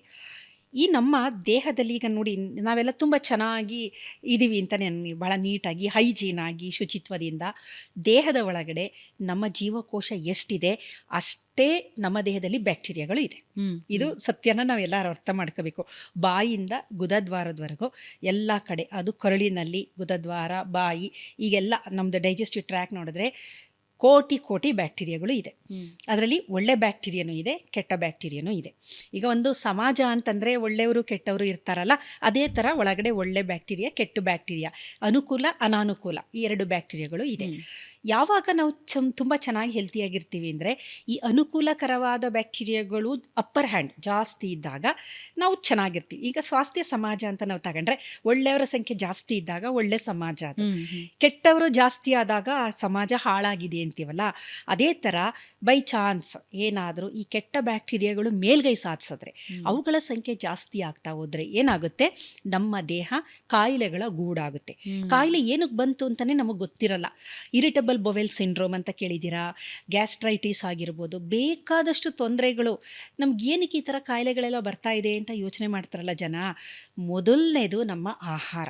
ಅಲ್ಲಿಂದನೇ ಎಲ್ಲ ಕಾಯಿಲೆಗಳು ಮೂಲ ಅದೇ ಅಂದರೆ ಆಹಾರ ಅಂತಲೇ ಹೇಳ್ಬಹುದು. ಏನಕ್ಕೆ ಅಂತಂದರೆ, ಈ ಗುಡ್ ಗಟ್ ಮೈಕ್ರೋಬ್ಸ್ ಅಂತ ಕರಿತೀವಿ. ಬೈಫಿಡೋಬ್ಯಾಕ್ಟೀರಿಯಾ, ಲ್ಯಾಕ್ಟೋಬ್ಯಾಸಿಲಸ್, ಇವೆಲ್ಲ ಗುಡ್ ಗಟ್ ಮೈಕ್ರೋಬ್ಸ್, ಒಳ್ಳೆಯ ಬ್ಯಾಕ್ಟೀರಿಯಾಗಳು. ಈ ಒಳ್ಳೆಯ ಬ್ಯಾಕ್ಟೀರಿಯಾಗಳನ್ನ ನಾವು ಸದಾಕಾಲ ಚೆನ್ನಾಗಿ ಕಾಪಾಡ್ಕೋಬೇಕು. ಹೇಗೆ? ಆವಾಗ ನಮ್ಮ ಆರೋಗ್ಯ ಚೆನ್ನಾಗಿರುತ್ತೆ. ಅವನ್ನ ಕಾಪಾಡ್ಕೊಳ್ಳೋದು ಹೇಗೆ ಅಂತಂದರೆ, ಪ್ರೋಬಯೋಟಿಕ್ಸ್ ಅಂತ ನೀವು ಕೇಳಿರ್ಬೋದು. ಈಗ ನಂದಿನಿಲಿ ಪ್ರೋಬಯೋಟಿಕ್ಸ್ ಬಂದಿದೆ. ಪ್ರೋಬಯೋಟಿಕ್ ಕರ್ಡ್ ಅಂತ ನಂದಿನಿಲಿ ಕೊಟ್ಟಿದ್ದಾರೆ, ಹೊಸದಾಗಿ ಬಂದಿದೆ. ಪ್ರೋಬಯೋಟಿಕ್ಸ್ಗಳ ಸೇವನೆ ಯಾವಾಗ ಚೆನ್ನಾಗಿರುತ್ತೆ, ಆವಾಗ ನಮ್ಮ ಒಳ್ಳೆಯ ಬ್ಯಾಕ್ಟೀರಿಯಾಗಳು ಮೇಲ್ಗೈ ಸಾಧಿಸುತ್ತೆ, ಅವುಗಳ ಸಂಖ್ಯೆ ಜಾಸ್ತಿ ಇರುತ್ತೆ. ಒಂದೆರಡು ಉದಾಹರಣೆ ಕೊಡಿ, ಯಾವುದು ಅಂತ. ಮುಖ್ಯವಾಗಿ ಮೊಸರು, ಮಜ್ಜಿಗೆ, ಉಪ್ಪಿನಕಾಯಿ, ಫರ್ಮೆಂಟೆಡ್ ಯಾವುದು ಹುಳಿ ಬಂದಿರುತ್ತೆ ಅಂಥದ್ದು ಎಲ್ಲದರಲ್ಲೂ ಹೆಚ್ಚು ಒಳ್ಳೆಯ ಬ್ಯಾಕ್ಟೀರಿಯಾಗಳು ಇರುತ್ತೆ. ಇಡ್ಲಿ, ದೋಸೆ, ದೋಕ್ಲಾ, ಈ ಥರದ್ದು. ಮತ್ತು ಕೆಲವೊಂದು ಜ್ಯೂಸ್ಗಳನ್ನ ಮಾಡ್ತಾರೆ, ಅದನ್ನು ಫರ್ಮೆಂಟ್ ಮಾಡ್ತಾರೆ. ಈಗ ಮೊದಲು ನೆಲ್ಲಿಕಾಯಿ ಎಲ್ಲ ಉಪ್ಪಾಕಿ ಹಾಗೆ ಇಟ್ಟು, ಉಪ್ಪಿನಕಾಯಿನೂ ಈಗ ನೋಡಿ, ಉಪ್ಪಿನಕಾಯಿನ ತಿನ್ನೋದು ಎಲ್ಲ ನಿಲ್ಲಿಸ್ಬಿಟ್ಟಿದ್ದಾರೆ, BP ಬಂದ್ಬಿಡುತ್ತೆ ಅಂತ. ಅದನ್ನು ಬಿಟ್ಟು ಚಿಪ್ಸ್ಗಳು ತಿಂತಾರೆ, ಉಪ್ಪಿನಕಾಯಿ ತಿನ್ನಲ್ಲ ಅಲ್ವಾ. ಉಪ್ಪಿನಕಾಯಿ ಇಲ್ಲ ಬೇಡ, ಅದು ಇದು ಶುಗರ್ ಅಲ್ಲ, ಸಾಲ್ಟು ಜಾಸ್ತಿ ಇರುತ್ತೆ ಕಂಟೆಂಟು ಅಂತ. ಅದು ಬಿಟ್ಟು ಇನ್ನೆಲ್ಲ ತಿಂತಾ ಇರ್ತಾರೆ. ಸೊ ಇದೆಲ್ಲದು ಪ್ರೋಬಯೋಟಿಕ್ಸ್.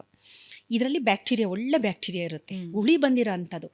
ಇನ್ನೂ ಬೆಸ್ಟ್ ಅಂತಂದರೆ, ವಿಜ್ಞಾನಿಗಳು ಕಂಡಿಡ್ದಿರೋ ಅಂಥದ್ದು ಬೆಸ್ಟ್ ಪ್ರೋಬಯೋಟಿಕ್ ಅಂತ ನೀವು ಏನಾದರೂ ಸರ್ಚ್ ಮಾಡಿದ್ರೆ ಸಿಕ್ಕುತ್ತೆ ನಿಮಗೆ. ಅದು ನೋಡ್ಬಿಟ್ಟು ಆಶ್ಚರ್ಯ ಆಗ್ಬಿಡುತ್ತೆ. ಅಯ್ಯೋ, ಈ ರೆಸಿಪಿನ ಇದು ನಮ್ಮ ಅಜ್ಜಿನೇ ಮಾಡ್ತಾಯಿದ್ರು, ಇದನ್ನು ವಿಜ್ಞಾನಿಗಳು ಎಲ್ಲ ರಿಸರ್ಚ್ ಮಾಡಿ ನಮ್ಮ ಅಜ್ಜಿ ಮಾಡಿರೋದು ಕಂಡಿಡಿಯೋಕ್ಕ ಇಷ್ಟೊಂದೆಲ್ಲ ಅಂಬ್ಲಿ ಅದು ತಂಗಳನ್ನು ರಾತ್ರಿ ಅದು ಎಷ್ಟು ಚೆನ್ನಾಗಿ ಹೇಳ್ತಾರೆ ಅಂದರೆ, ಸ್ಟೆಪ್ ವೈಸ್ ಹೇಳ್ತಾ ಹೋಗ್ತಾರೆ ಅವರು. ಗುಡ್ ಪ್ರೊಬಯಾಟಿಕ್ ಇದನ್ನು ಒಂದು ವಾರ ನೀವು ಸೇವನೆ ಮಾಡಿಬಿಟ್ರೆ ನಿಮ್ಮ ಕರುಳಿಗೆ ಸಂಬಂಧಿಸಿದಂತಹ ಎಲ್ಲ ತೊಂದರೆಗಳಿಂದ ಮುಕ್ತಿ ಸಿಕ್ಕುತ್ತೆ. ಏನಂದರೆ, ರಾತ್ರಿ ಮಿಕ್ಕಿರೋ ಅನ್ನಕ್ಕೆ ಸ್ವಲ್ಪ ಮೊಸರನ್ನ ಹಾಕಿ, ಒಂದೆರಡು ಮೆಣಸಿನಕಾಯಿ, ಈರುಳ್ಳಿ ಎಲ್ಲ ಹಾಕಿ ಇಟ್ಬಿಡೋದು, ನೀರು ಹಾಕಿ. ಬೆಳಗ್ಗೆ ಅದನ್ನು ಚೆನ್ನಾಗಿ ಕಿವುಚಿ, ಅದಕ್ಕೆ ಸ್ವಲ್ಪ ಶುಂಠಿ, ಜೀರಿಗೆ ಇದೆಲ್ಲ ಹಾಕಿ ಅದನ್ನು ಸೇವನೆ ಮಾಡೋದು. ಈರುಳ್ಳಿ ಎಲ್ಲ ಹಾಕ್ಕೊಂಡು, ಗಾರ್ನಿಶ್ ಕೊತ್ತಂಬರಿ ಸೊಪ್ಪು ಎಲ್ಲ ಹಾಕ್ಕೊಂಡು ಒಂದು ವಾರ ಮಾಡಿದ್ರೆ ಕರುಳಿನ ಎಲ್ಲ ಸಮಸ್ಯೆ ನಿಜವಾಗ್ಲೂ ಕಮ್ಮಿ ಆಗ್ತಾ ಬರುತ್ತೆ. ಅದು ದಿ ಬೆಸ್ಟ್, ಅದು ಪ್ರೊಬಯೋಟಿಕ್ ಅನ್ನೋದು. ನಮ್ಮ ಹಿಂದಿನ ಜನರೇಷನ್ ಅವರ ದೈನಂದಿನ ಆಹಾರ ಅದು. ಅದಕ್ಕೆ ಎಷ್ಟು ಚೆನ್ನಾಗಿರ್ತಿದ್ರು ಅವರು. ಅದು ನಿಜವಾಗ್ಲೂ ನಾನು ಹೇಳ್ತೀನಲ್ಲ, ನಮ್ಮದು ಆಚರಣೆಗಳು ಏನಿತ್ತು, ಸಂಪ್ರದಾಯ ಆಚರಣೆ, ಅದನ್ನು ಸರಿಯಾಗಿ ನಾವು ಅರ್ಥ ಮಾಡ್ಕೊಂಡಿಲ್ಲ. ನಾವು ಯಾವಾಗಲೂ ವೈಜ್ಞಾನಿಕ ದೃಷ್ಟಿಕೋನದಿಂದ ನೋಡಬೇಕಾಗುತ್ತೆ. ಯಾವುದೋ ಒಂದು ಆಚರಣೆನ ಅಯ್ಯೋ ಅದು ಮೂಢಾಚರಣೆ ಇಲ್ಲ, ಅದ್ರ ಹಿಂದೆ ಏನು ಸೈನ್ಸ್ ಇದೆ ಅದನ್ನು ನಾವು ಯಾವ ರೀತಿ ನಮ್ಮ ಜೀವನದಲ್ಲಿ ನಾವು ಅಳವಡಿಕೆ ಮಾಡ್ಕೋಬೇಕು ಅಂತ ನಾವು ಮಾಡಿದ್ರೆ ಅದ್ಭುತವಾದ ಆರೋಗ್ಯವನ್ನು ನಾವು ಹೊಂದುತ್ತೀವಿ. ಇದರ ಜೊತೆಲಿ ಈ ಬ್ಯಾಕ್ಟೀರಿಯಾಗಳು ಚೆನ್ನಾಗಿರಬೇಕು ಅಂತ ಅಂದರೆ, ಇವಕ್ಕೆ ನಾರಿನಾಂಶದಿಂದ ಕೂಡಿದ ಸಸ್ಯಾಹಾರನೇ ಇವುಗಳ ಆಹಾರ. ಅದನ್ನು ಪ್ರಿಬಯೋಟಿಕ್ಸ್ ಅಂತ ಕರಿತೀವಿ. ಇವು ಪ್ರೊಬಯೋಟಿಕ್ಕು, ಇವೆಲ್ಲ ಬ್ಯಾಕ್ಟೀರಿಯಾಗಳು. ಪ್ರಿಬಯೋಟಿಕ್ ಅಂದರೆ ಅದರ ಆಹಾರ. ಅದಕ್ಕೆ ಯಾವುದು ಕೊಡಬೇಕು ಅಂದರೆ ನಾರಿನಾಂಶದಿಂದ ಕೂಡಿದ್ದು ಅಂದರೆ ಸಸ್ಯಾಹಾರ. ಅದರಲ್ಲಿ ಹೆಚ್ಚು ಹೆಚ್ಚು ನಾರಿನಾಂಶದಿಂದ ಸೊಪ್ಪುಗಳು, ತರಕಾರಿಗಳು, ಹಣ್ಣುಗಳು ಈ ಥರದ್ದೆಲ್ಲ ನಾವು ಸೇವನೆ ಮಾಡಿದಾಗ ಏನಾಗುತ್ತೆ, ಇದರಲ್ಲಿರುವ ಅಮೈನೋ ಆಸಿಡ್, ಪ್ರೋಟೀನ್ಗಳೆಲ್ಲ ಇರುತ್ತೆ ಇದರಲ್ಲಿ, ನಾವು ಸೇವಿಸುವ ಆಹಾರದಲ್ಲಿ. ಅದರಲ್ಲಿ ಟ್ರಿಪ್ಟೋಪ್ಯಾನ್ ಅಂತ ಒಂದು ಅಮೈನೋ ಆಸಿಡ್ ಇದೆ, ಪ್ರೋಟೀನ್ ಅದು. ಅದನ್ನು ಈ ಬ್ಯಾಕ್ಟೀರಿಯಾಗಳು ಏನು ಮಾಡುತ್ತೆ ಅಂದರೆ ಅದನ್ನು ಬಳಕೆ ಮಾಡ್ಕೊಳ್ಳುತ್ತೆ. ಅದನ್ನು ಬಳಕೆ ಮಾಡಿಕೊಂಡು ಟ್ರಿಪ್ಟೋಪ್ಯಾನನ್ನು ಸೆರೆಟೋನಿನ್ ಅಂತ ಒಂದು ಹಾರ್ಮೋನ್ ಆಗಿ ಕನ್ವರ್ಟ್ ಮಾಡುತ್ತೆ. ಆಮೇಲೆ small chain fatty acid convert ಮಾಡುತ್ತೆ. ಅದು ಬ್ಯಾಕ್ಟೀರಿಯಾಗಳ ಕೆಲಸನೇ ಅದು. ಒಳಗಡೆ ಫರ್ಮೆಂಟೇಷನ್ ಇವೆಲ್ಲ ನಡೆಯುತ್ತಲ್ಲ ನಮ್ಮ ಕಲ್ಲಿನಲ್ಲಿ, ನಮಗೆ ದೇಹಕ್ಕೆ ಏನೇನು ಬೇಕೋ ಅದನ್ನೆಲ್ಲ ಅವೇ ಬಿಡುಗಡೆ ಮಾಡುತ್ತೆ. ಕೆಲವು ವೈಟಮಿನ್ಗಳನ್ನು ಬಿಡುಗಡೆ ಮಾಡುತ್ತೆ, ವಿಟಮಿನ್ ಕೆನ ಬಿಡುಗಡೆ ಮಾಡುತ್ತೆ. ಸೊ ಈ ಸೆರೆಟೋನಿನ್ ಇದೆಯಲ್ಲ, ಇದು ಮೂಡ್ ಹಾರ್ಮೋನ್. ನಮ್ಮ ದೇಹದಲ್ಲಿ ಬಿಡುಗಡೆಯಾಗುವ 80% 90% ಸೆರೆಟೋನಿನ್ನು ನಮ್ಮ ಕರುಳಿನಿಂದ ಬಿಡುಗಡೆಯಾಗೋದು. ಇನ್ನು ಕೇವಲ 10% ನಮ್ಮ ಮೆದುಳಿನಿಂದ ಬಿಡುಗಡೆಯಾಗೋದು.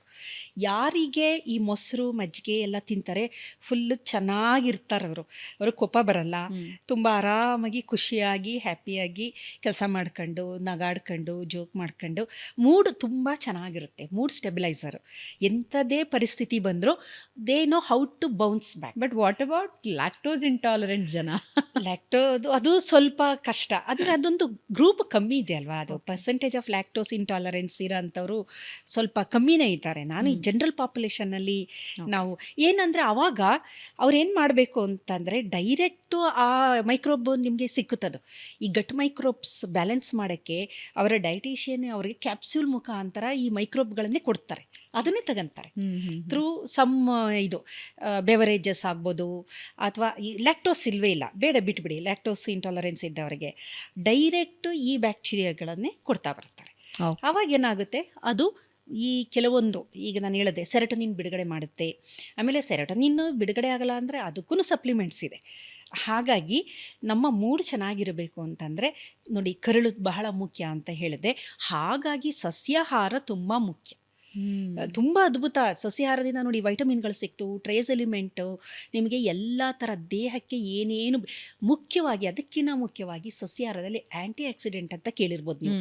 ಇತ್ತೀಚೆಗೆ ಅದಕ್ಕೆ ಭಾಳ ಜನ ಎಲ್ಲ ಅದನ್ನು ನೀವು ಹಾಗೆ ಗೂಗಲಲ್ಲಿ ಸರ್ಚ್ ಮಾಡಿದ್ರೆ ಅವಕೋಡ, ಬೆಣ್ಣೆಹಣ್ಣು, ಅದು very rich in anti accident. ಆಮೇಲೆ ಬೆರೀಸ್ಗಳು, ಬ್ಲೂಬೆರಿ, ಸ್ಟ್ರಾಬೆರಿ, ಎಲ್ಲ ಬೆರಿ, ಬ್ಲ್ಯಾಕ್ ಬೆರಿ ಇವೆಲ್ಲ ಇದೆಯಲ್ಲ, ಇವುಗಳೆಲ್ಲ ತುಂಬ ಅದು rich source of anti accident ಅಂತ ಕರಿತೀವಿ. ಇತ್ತೀಚೆಗೆ ಒಂದು ಯಾರೋ ಮಾತನಾಡಿದ್ದನ್ನು ಕೇಳಿಸ್ಕೊಂಡೆ. ಅಂದರೆ ನಾವು ಇವಾಗ ಬ್ಲೂಬೆರಿಗೆ ನಾವೇನು ಮಹತ್ವ ಕೊಡ್ತಾ ಇದ್ದೀವಿ, ಅದಕ್ಕೆ ತುಂಬ ದೊಡ್ಡ ಮಟ್ಟದ ಏನು ಆ್ಯಂಟಿ ಆಕ್ಸಿಡೆಂಟ್ ಆಗಲಿ ಅಥವಾ ನ್ಯೂಟ್ರಿಷನ್ ಕಾಂಟೆಂಟ್ ಆಗಲಿ ನಮ್ಮ ಸೀಬೆ ಹಣ್ಣಲ್ಲಿದೆ ಅಂತಾರಲ್ಲ, ಅದೇ ಸೀಸನಲ್ ಫ್ರೂಟ್ಸು. ಈಗ ಇದೆಲ್ಲ ನಮಗೆ ಹೊರಗಡೆಯಿಂದ ಎಕ್ಸಾಟಿಕ್, ಇವೆಲ್ಲ ಹೌದು ಎಕ್ಸಾಟಿಕ್ ಫ್ರೂಟ್ಸ್ಗಳು. ಮೊದಲೆಲ್ಲ ನಮ್ಮ ಹಿರಿಯರೇನು ಇವೇನು ತಿನ್ಕೊಂಡು ಬೆರೆಸ್ ತಿಂದೇನು ಬದುಕಿರ್ಲಿಲ್ಲ. ಅವ್ರು ತಿಂತಾ ಇದ್ದಿದ್ದು ನೆಲ್ಲಿಕಾಯಿ, ಆಮೇಲೆ ಆಮ್ಲ ಅಂದರೆ ನೆಲ್ಲಿಕಾಯಿ, ಹುಣಸೆ ಹಣ್ಣು, ಬೆಟ್ಟದ ನೆಲ್ಲಿಕಾಯಿ. ಅಯ್ಯೋ ಅದು ಸಾಗರ, ಅದು ನಿಜವಾಗ್ಲೂ ಬೆಟ್ಟದ ನೆಲ್ಲಿಕಾಯಿ ಇದೆಯಲ್ಲ, ನ್ಯೂಟ್ರಿಷನ್ ಸಾಗರ ಅನ್ಬೋದು. ಅದೆಲ್ಲ ತಿಂತಿದ್ರು. ಪಪ್ಪಾಯ, ಅದೆಲ್ಲ ಮನೆ ಹತ್ರನೇ. ನುಗ್ಗೆ ಸೊಪ್ಪು, ಮೊರಂಗ ಅಂತಾರೆ, ನುಗ್ಗೆ ಸೊಪ್ಪಲ್ಲಿ ಅದ್ಭುತವಾಗಿದೆ ಅದನ್ನು. ಆಮೇಲೆ ಇದು ಕಾಡಿನ ಹಣ್ಣುಗಳಿದೆಯಲ್ಲ, ಅದಂತೂ ನಿಜವಾಗ್ಲೂ ಕಾಡಿನಲ್ಲಿ ಏನು ಹಣ್ಣು ಸಿಗ್ತಾ ಇತ್ತು ಏನಂದ್ರೆ ಇವಾಗ ಕಾಡು ಬಹಳ ಕಷ್ಟ.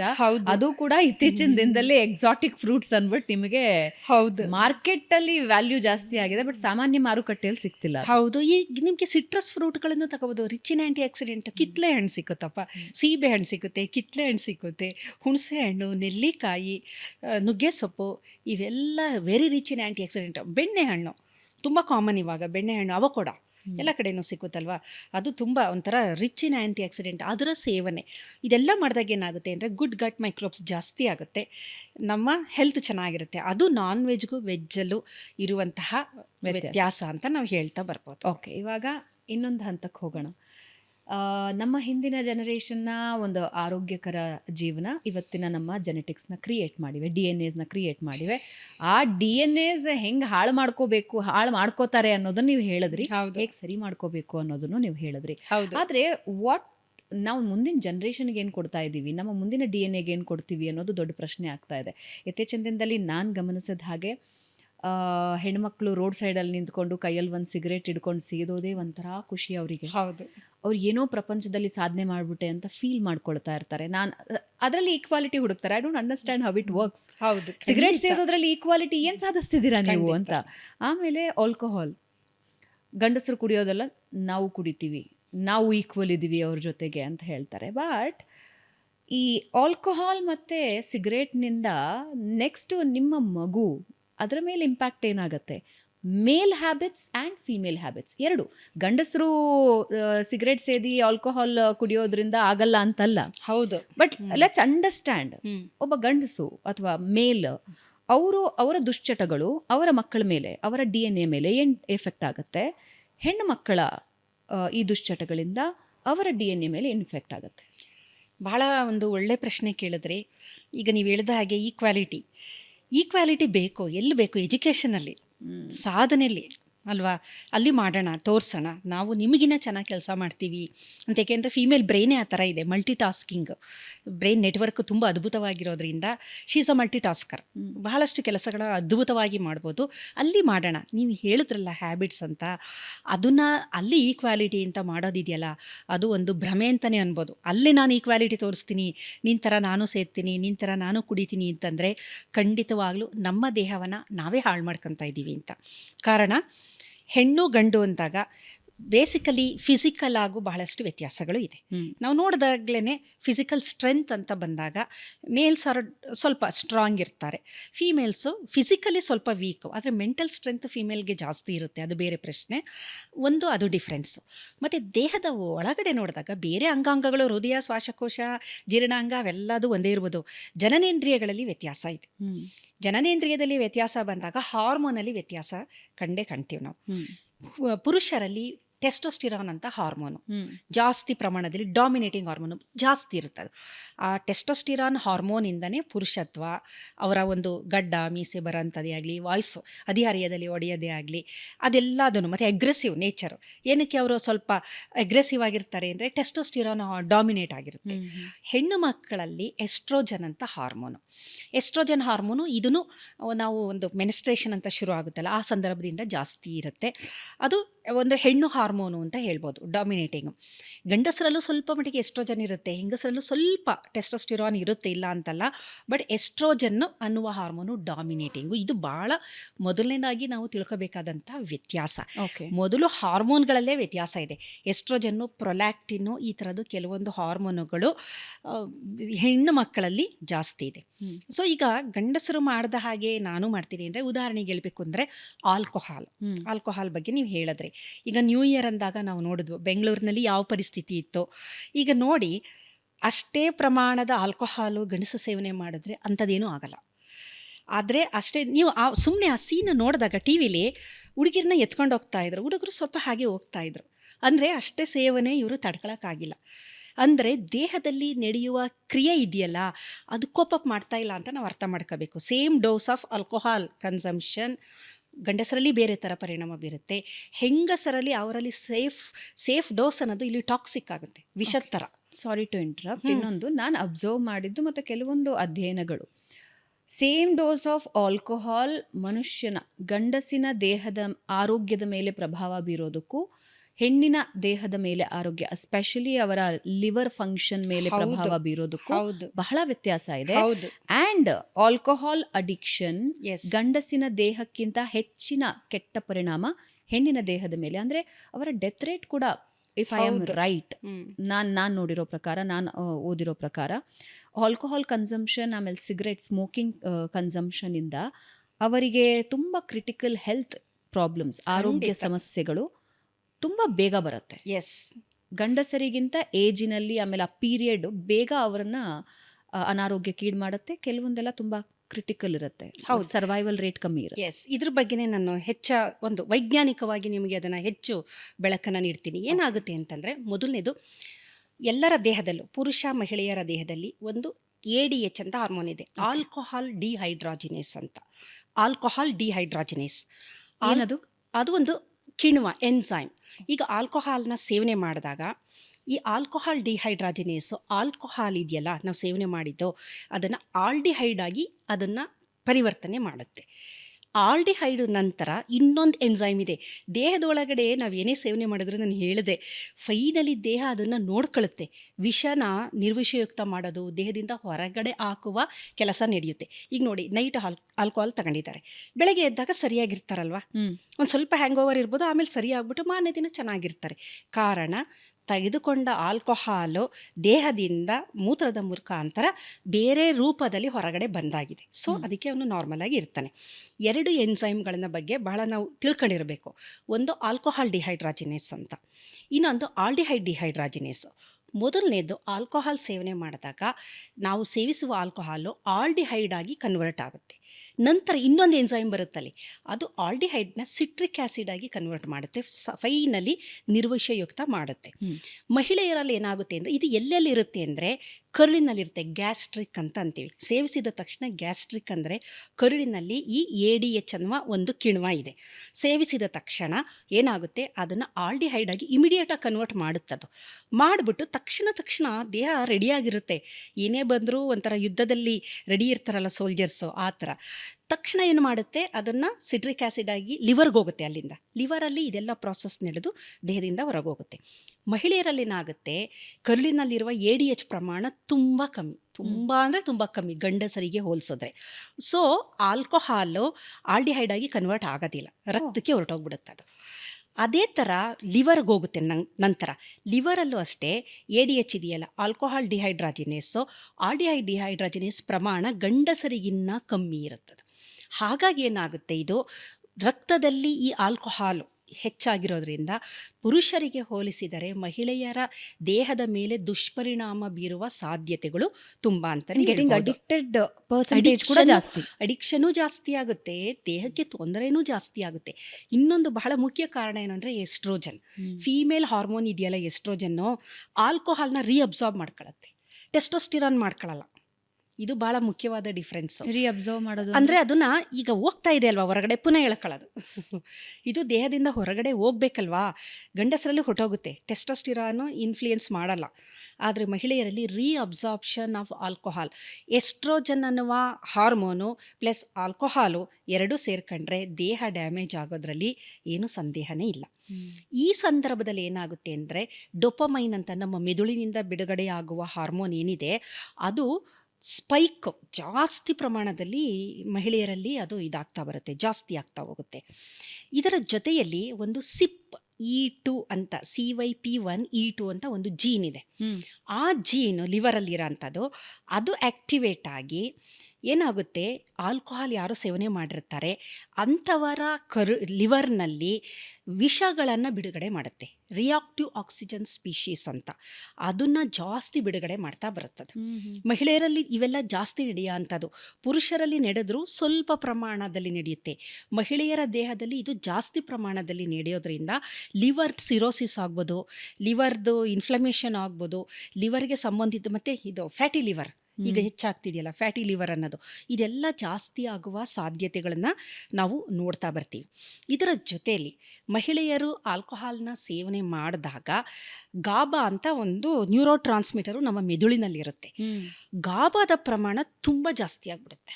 ಏನು ಮಾಡುತ್ತೆ ಅದು? ಗಾಬಾ ಅಂದರೆ ಅದು ಇನಿಬಿಟ್ ಮಾಡಬೇಕು. ಈಗ ನಾನು ಏನೋ ಒಂದು ಆಕ್ಸಿಡೆಂಟ್ ನೋಡ್ತೀನಿ, ಅದು ನೋಡಿದಾಗ ನನಗೆ ತುಂಬ ಹೆದರಿಕೆ ಎಲ್ಲ ಆಯಿತು, ಶಾಕ್ ಆಯಿತು. ಅದು ಶಾಕ್ನ ಕಮ್ಮಿ ಮಾಡೋ ಅಂಥದ್ದು ಇನಿಬಿಟರಿ ನ್ಯೂರೋ ಟ್ರಾನ್ಸ್ಮಿಟರ್ ಅಂತ ಕರಿತೀವಿ. ಅದು ಕಮ್ಮಿ ಮಾಡಬೇಕು ನಾರ್ಮಲ್ ಆಗಿದ್ದಾಗ. ಆದರೆ ಈ ಆಲ್ಕೋಹಾಲ್ ಸೇವನೆ ಮಾಡಿದವರಲ್ಲಿ ಗಾಬನೇ ಜಾಸ್ತಿ ಆಗಿಬಿಡುತ್ತೆ. ಸೊ ಅವ್ರಿಗೇನಾಗುತ್ತೆ ಅಂತಂದರೆ, ಸೆಡೇಷನ್ ಅವ್ರು ಏನು ಮಾಡ್ತಿದ್ದಾರೆ ಗೊತ್ತಾಗಲ್ಲ, ಏನು ನಡೀತಾ ಇದೆ ಸುತ್ತಮುತ್ತ, ಅವ್ರ ಮೇಲೆ ಏನು ಅತ್ಯಾಚಾರ ಆಗುತ್ತಾ ಅಥವಾ ಅವ್ರ ಮೇಲೆ ಏನು ನಡೆಯುತ್ತಾ, ಅವ್ರು ಎಲ್ಲಿದ್ದಾರೆ, ಯಾರ ಜೊತೆ ಇದ್ದಾರೆ, ಏನು ಮಾಡ್ತಿದ್ದಾರೆ, ಏನೂ ಗೊತ್ತಾಗೋದಿಲ್ಲ.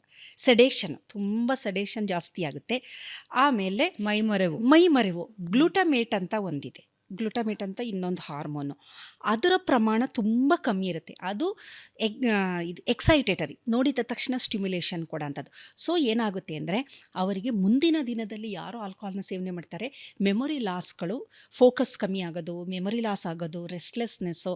ಪುರುಷರಿಗೆ ಹೋಲಿಸಿದ್ರೆ ಇಲ್ಲಿ ಡ್ಯಾಮೇಜು ತುಂಬಾ ಜಾಸ್ತಿ ಆಗುತ್ತೆ. ಅವ್ರಿಗೆ ಆಗೋದಿಲ್ಲ ಅಂತ ಹೇಳ್ತಲ್ಲ ನಾನು, ಹಂಗನ್ಕೊಂಡು ನೀವು ಪುರುಷರು ನೀವು ಸೇಫ್ ಝೋನಲ್ಲಿ ಇದ್ದೀರಾ, ಇವ್ರು ಮಾತ್ರ ಡೇಂಜರ್ ಝೋನು, ನೀವು ಕುಡಿಬೋದು ಅಂತ ಪರ್ಮಿಷನ್ ಇಲ್ಲ ಅಲ್ಲಿ. ಪರ್ಸೆಂಟೇಜ್ ಪರ್ಸೆಂಟೇಜ್ ಹೆಣ್ಮಕ್ಳಿಗೆ ತುಂಬ ಜಾಸ್ತಿ ಎಫೆಕ್ಟ್ ಆಗೋದು. ಹಾಗಾಗಿ ನಾವು ಹೇಳೋದು, ನಾನು ಈಕ್ವಲ್ ಅಂತ ಬೇರೆ ಎಲ್ಲದರಲ್ಲೂ ಬೇಕಾದ್ರೆ ಮಾಡಿ, ನೀವು ಎಜುಕೇಷನಲ್ಲಿ ಕಾಂಪೀಟ್ ಮಾಡಿ, ಕಾಂಪಿಟೇಟಿವ್ ಎಕ್ಸಾಮ್ಸ್ಗಳು ತಗೊಳ್ಳಿ, ಸಾಧನೆ ಮಾಡಿ, ಎಲ್ಲ ಮಾಡಿ. ನಾನು ಕುಡಿತೀನಿ ಈಕ್ವಲ್ಲು, ನಾನು ಸ್ಮೋಕ್ ಮಾಡ್ತೀನಿ ಈಕ್ವಲ್ ಅಂತ ಮಾಡೋಕ್ಕೆ ಹೋಗಬೇಡಿ. ನಾವು Okay. ಒಂದು ಕಾರಣಕ್ಕೆ ಹೆಣ್ಣು ಮಕ್ಕಳ ದೇಹಕ್ಕೆ ಇಷ್ಟು ಎಫೆಕ್ಟ್ ಮಾಡೋ ಆಲ್ಕೋಹಾಲ್ ಅಥವಾ ಸ್ಮೋಕಿಂಗ್ ಹೆಣ್ಮಕ್ಳು ಗರ್ಭ ಧರಿಸಿದ್ರೆ ಬಹಳ ನೀವು ಒಳ್ಳೆ ಪ್ರಶ್ನೆ ಕೇಳಿದ್ರಿ. ಇಲ್ಲಿ ಬರೀ ಇಷ್ಟೇ ಅಲ್ಲ, ಕ್ಯಾನ್ಸರ್, ಬ್ರೆಸ್ಟ್ ಕ್ಯಾನ್ಸರ್ ಸಾಧ್ಯತೆಯೂ ಜಾಸ್ತಿ ಮಾಡುತ್ತೆ. ಎಸ್ಟ್ರೋಜನ್ನು ಆಲ್ಕೋಹಾಲು ಎರಡು ಸೇರುತ್ತಲ್ಲ, ಆಗ ಸ್ತನದಲ್ಲಿರುವ ಸೆಲ್ಸ್ಗಳು, ಅದರಲ್ಲಿ ಪ್ರಾಲಿಫರೇಷನ್ನು, ಈ ಕ್ಯಾನ್ಸರ್ ಡೆಫಿನೇಷನ್ನೇ ಸೆಲ್ಯುಲಾರ್ ಪ್ರಾಲಿಫರೇಷನ್ ಆ್ಯಂಡ್ ಡಿಫ್ರೆನ್ಸಿಯೇಷನ್ ಅಂತ ಕರಿತೀವಿ. ಅದು ಎರಡೂ ಜಾಸ್ತಿ ಮಾಡೋದ್ರಿಂದ ಇಂಥ ಹೆಣ್ಣು ಮಕ್ಕಳಿಗೆ ಸ್ತನ ಕ್ಯಾನ್ಸರ್ ಬರುವ ಸಾಧ್ಯತೆ ಜಾಸ್ತಿ ಇರುತ್ತೆ. ಸೊ ಇಷ್ಟೆಲ್ಲ ಅವರ ದೇಹಕ್ಕೇ ತೊಂದರೆಗಳು ಆಗ್ತಾ ಇದೆ. ಇನ್ನೂ ತುಂಬ ಆಗುತ್ತೆ.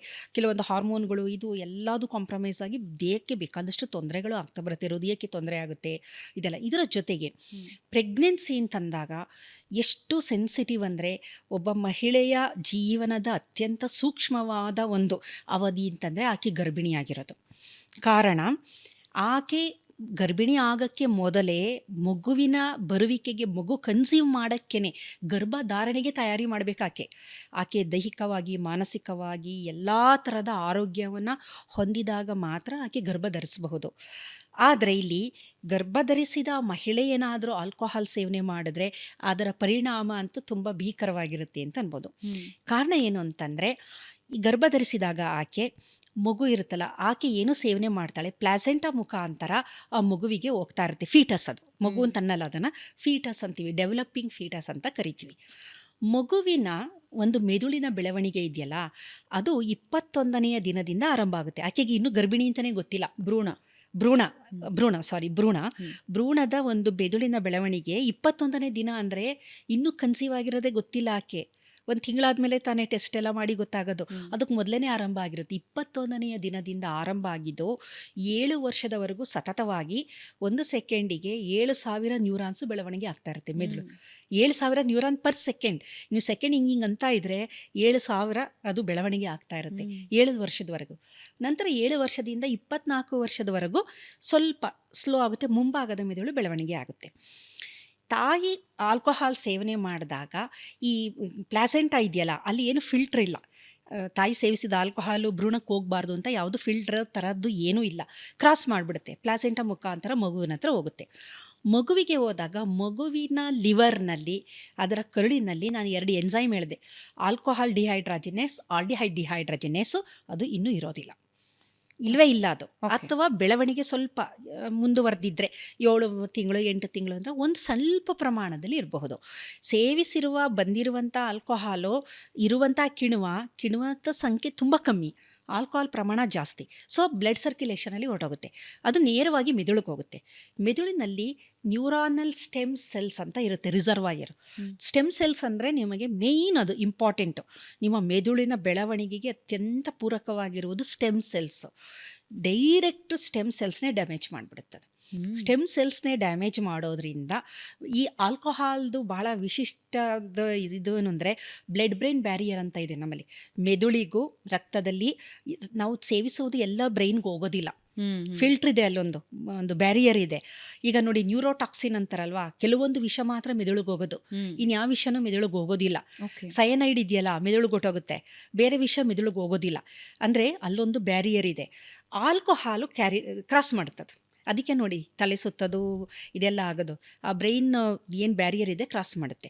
ಸೊ ಮೆದುಳನ್ನು ನೇರವಾಗಿ ಡ್ಯಾಮೇಜ್ ಮಾಡೋದ್ರಿಂದ ಮುಂದಿನ ದಿನ ಮಗು ಹುಟ್ಟುತ್ತಲ್ವಾ, ಅದು ಫೀಟಲ್ ಆಲ್ಕೋಹಾಲ್ ಸಿಂಡ್ರೋಮ್ ಅಂತ ಕರಿತೀವಿ. ಒಂದು ಸಿಂಡ್ರೋಮ್, ಅದು ಫೀಟಲ್ ಆಲ್ಕೋಹಾಲ್ ಸಿಂಡ್ರೋಮ್.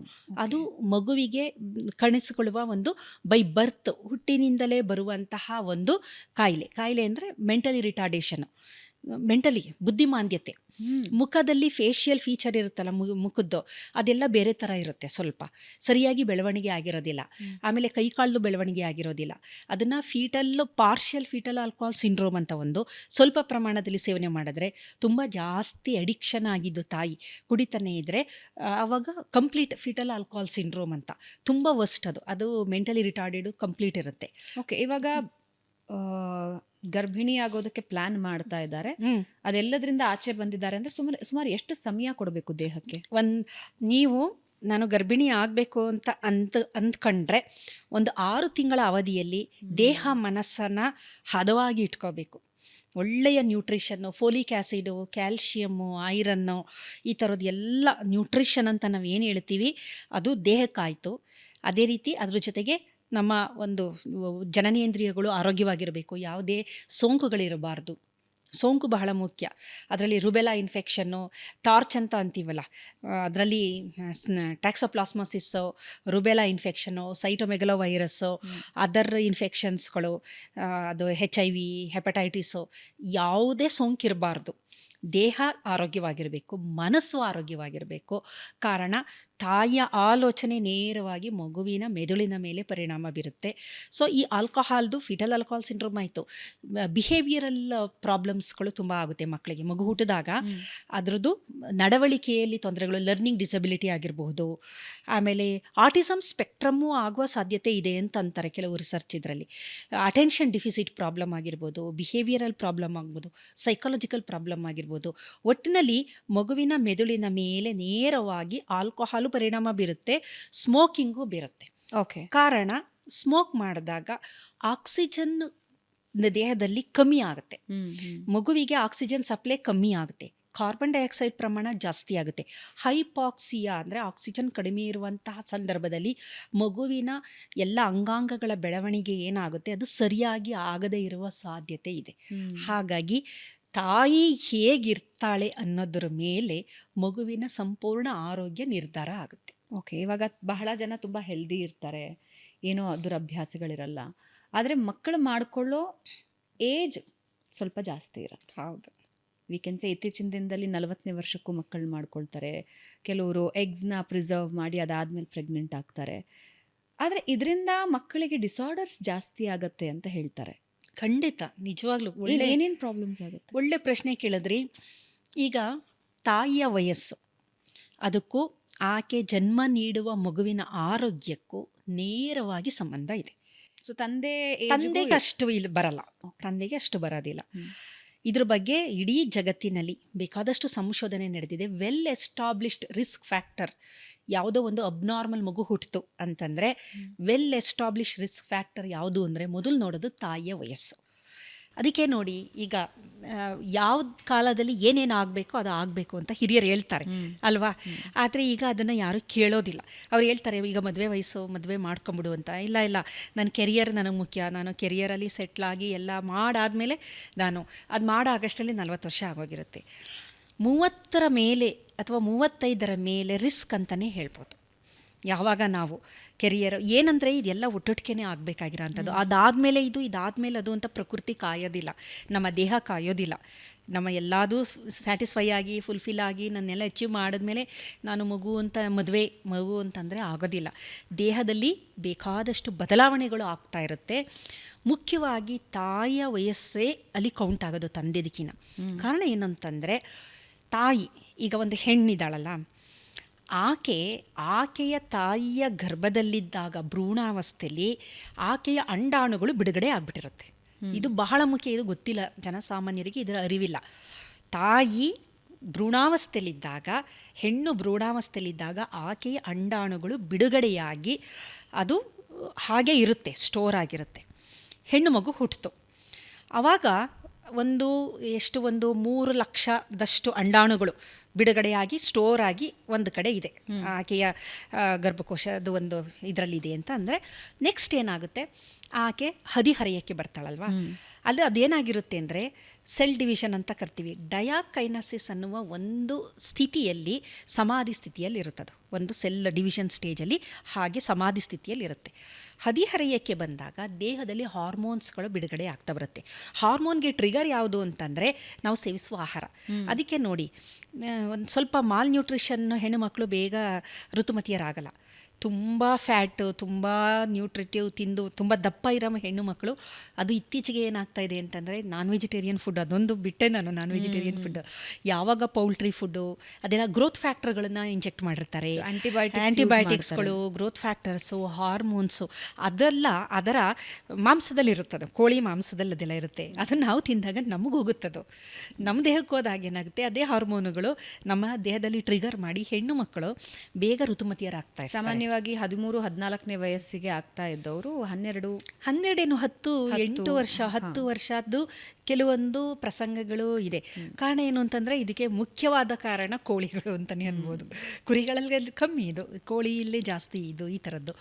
ಹಾಗಾಗಿ ಏನಾಗುತ್ತೆ, ಋತುಮತಿಯರಾದಾಗ ಏನಾಗುತ್ತೆ, ಈ ಸಮಾಧಿ ಅವಸ್ಥೆಯಲ್ಲಿದ್ದಲ್ಲ ಅಂಡಾಣುಗಳು, ಅದರಲ್ಲಿ ಏನಾಗುತ್ತೆ, ಪ್ರತಿ ತಿಂಗಳು ಒಂದು ರಿಲೀಸ್ ಆಗ್ತಾ ಬರುತ್ತೆ.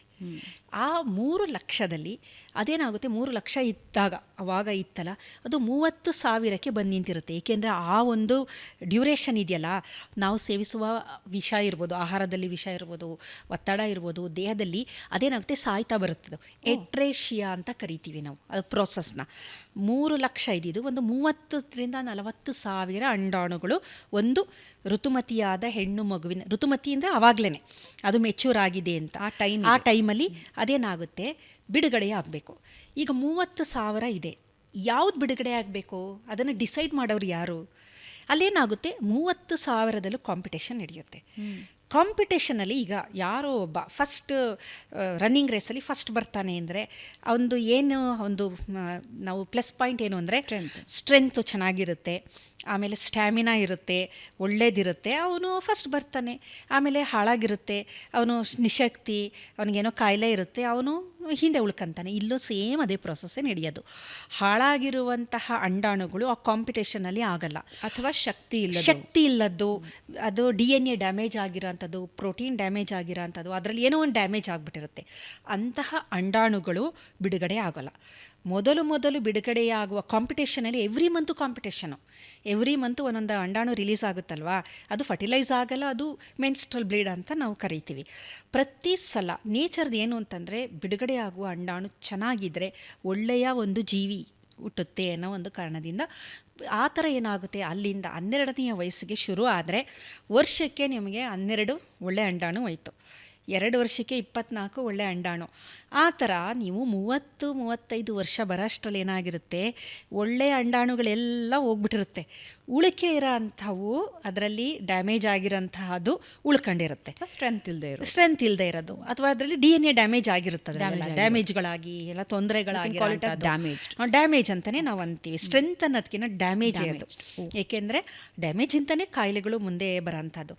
ಅವಾಗೇನಾಗುತ್ತೆ, ಅಂಥದ್ದು ಬಿಡುಗಡೆಯಾಗದೆ ಒಳ್ಳೆಯ ವೀರ್ಯಾಣುಗಳ ಜೊತೆ ಸೇರಿಕೊಂಡ್ರು ಈ ಕ್ರೋಮೋಸೋಮಲ್ ನಾನ್ ಡಿಸ್ಜಂಕ್ಷನ್ ಅಂತ ಆಗೋಗಿರುತ್ತೆ.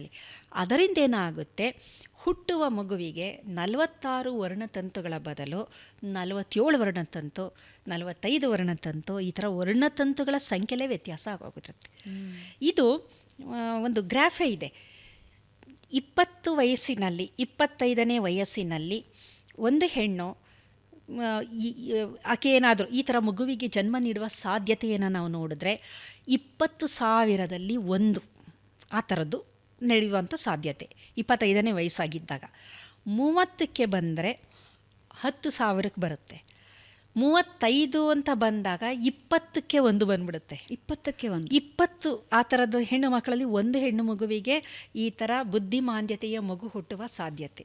ವಯಸ್ಸು ಜಾಸ್ತಿ ಆದಂಗೆ ನಿಮಗೆ ಮಗುವಿಗೆ ಅಬ್ನಾರ್ಮಲಿಟಿ, ಬುದ್ಧಿಮಾಂದ್ಯತೆ ಆಗ್ಬೋದು, ಕಿವಿ ಕೇಳದೇ ಇರೋ ಅಂಥದ್ದು, ಮಾತು ಬರದೇ ಇರೋ ಅಂಥದ್ದು, ಆಮೇಲೆ ದೇಹದಲ್ಲಿ ನಾನಾ ರೀತಿಯ ನ್ಯೂನ್ಯತೆ ಇರೋ ಅಂಥದ್ದು, ಮೈಕ್ರೋಸೆಫಾಲಿ, ತಲೆ ಸಣ್ಣ, ತಲೆ ದಪ್ಪ, ತಲೆಯಲ್ಲಿ ನೀರು ತುಂಬಿಕೊಂಡಿರೋದು ಹೈಡ್ರೋಸೆಫಾಲಿ, ಕಿವಿ ಕೆಳಗಡೆ ಇರುತ್ತೆ, ಸರಿ ಬೆಳವಣಿಗೆ ಆಗಲ್ಲ, ಮೂಗು ಚಪ್ಪಟೆ, ಆಮೇಲೆ ಮುಖನೇ ನೋಡೋಕ್ಕೆ ಗೊತ್ತಾಗುತ್ತೆ ವಿಕಾರ, ದೇಹದ ಒಳಗಡೆ ಹೃದಯದಲ್ಲಿ ತೊಂದರೆ, ಶ್ವಾಸಕೋಶದಲ್ಲಿ ತೊಂದರೆ, ಕರುಳಿನಲ್ಲಿ ತೊಂದರೆ, ಇಡೀ ದೇಹದಲ್ಲಿ ಮೇಲಿಂದ ಕೆಳಗವರೆಗೆ ಎಲ್ಲ ತೊಂದರೆಗಳು ಬುದ್ಧಿಮಾಂದ್ಯ ಮಕ್ಕಳಿಗೆ ಜನ್ಮ ನೀಡುವ ಸಾಧ್ಯತೆ ತುಂಬ ಜಾಸ್ತಿ.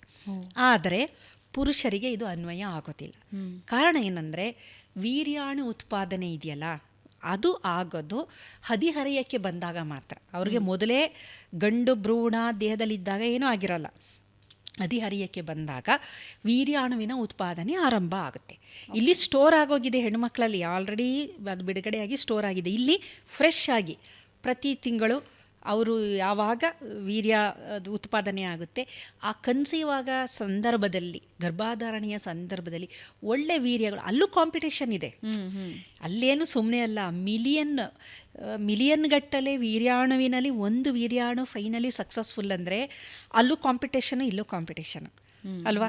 ಈಗ ನೋಡಿ, ನಮ್ಮ ಹುಟ್ಟೆ ಒಂದು ಹೋರಾಟದಲ್ಲಿ, ಹುಟ್ಟಬೇಕಾದ್ರೆ ಹೋರಾಟ ನಮ್ಮದು.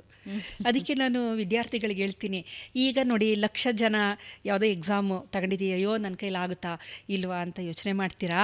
ಆಲ್ರೆಡಿ ಭೂಮಿಗೆ ಬರೋಷ್ಟರಲ್ಲಿ ನೀವು ಮಿಲಿಯನ್ ಜನದ ಜೊತೆ ಕಾಂಪೀಟ್ ಮಾಡ್ಕೊಂಡು ಬಂದಿದ್ದೀರಾ. ನೀವು ಮಿಲಿಯನ್ ಆಫ್ ವೀರ್ಯಾಣುಲ್ಲಿ ಒಂದು ವೀರ್ಯಾಣು ಫೈನಲಿ ಬಂದು ಫರ್ಟಿಲೈಸ್ ಆಯಿತು ಅಂತಂದರೆ your birth is very special.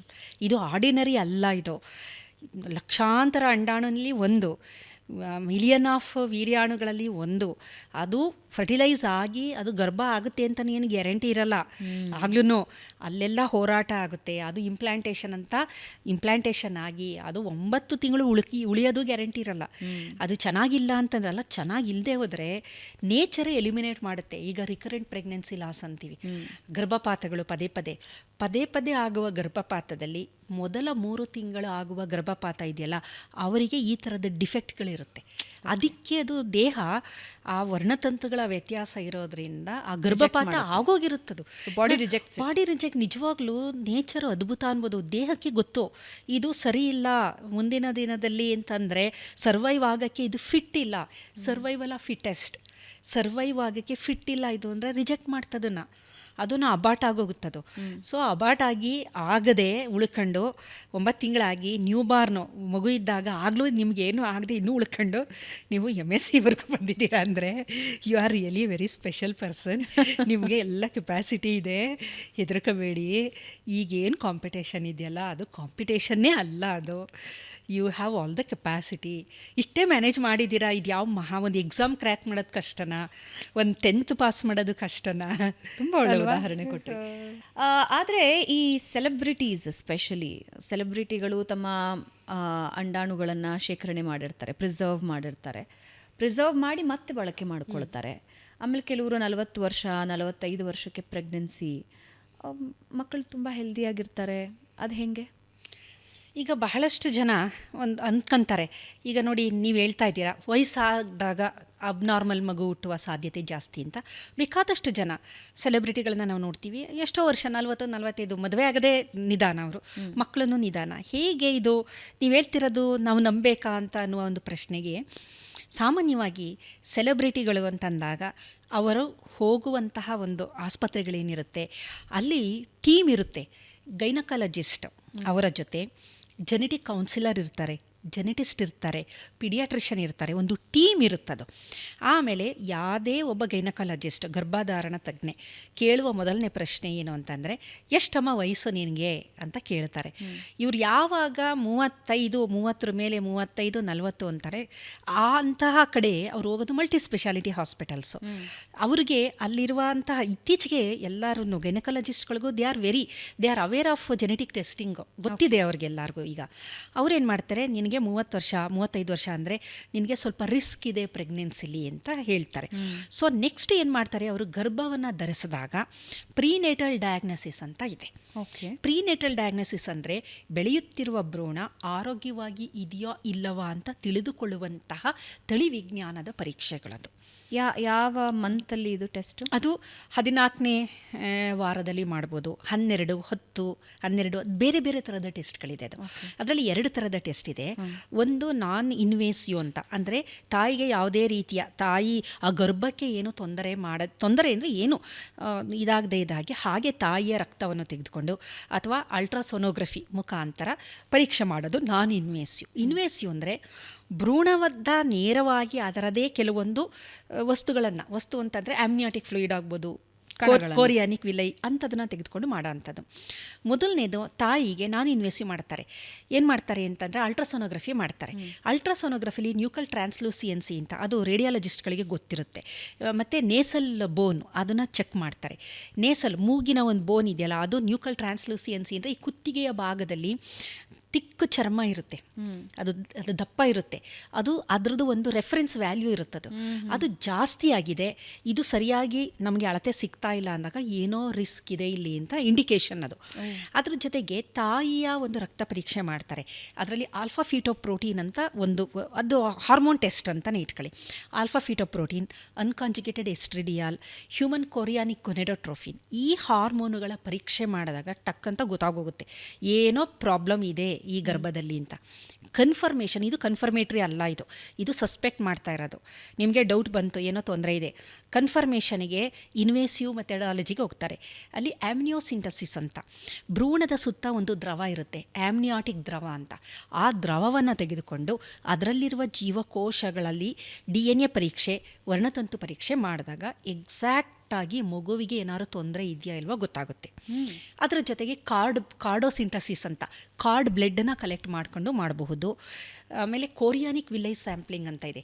ಕೋರಿಯಾನಿಕ್ villi ಅಂತ ಇರುತ್ತೆ ಭ್ರೂಣದ ಇದರಲ್ಲಿ, ವಿಲ್ಲೈಗಳು, ಅದರಿಂದ ಒಂದು ಸ್ವಲ್ಪ ಟಿಶ್ಯೂ ಬಯಾಪ್ಸಿ ಥರ ಅದನ್ನು ಮಾಡಿ ತಗೊತಾರೆ.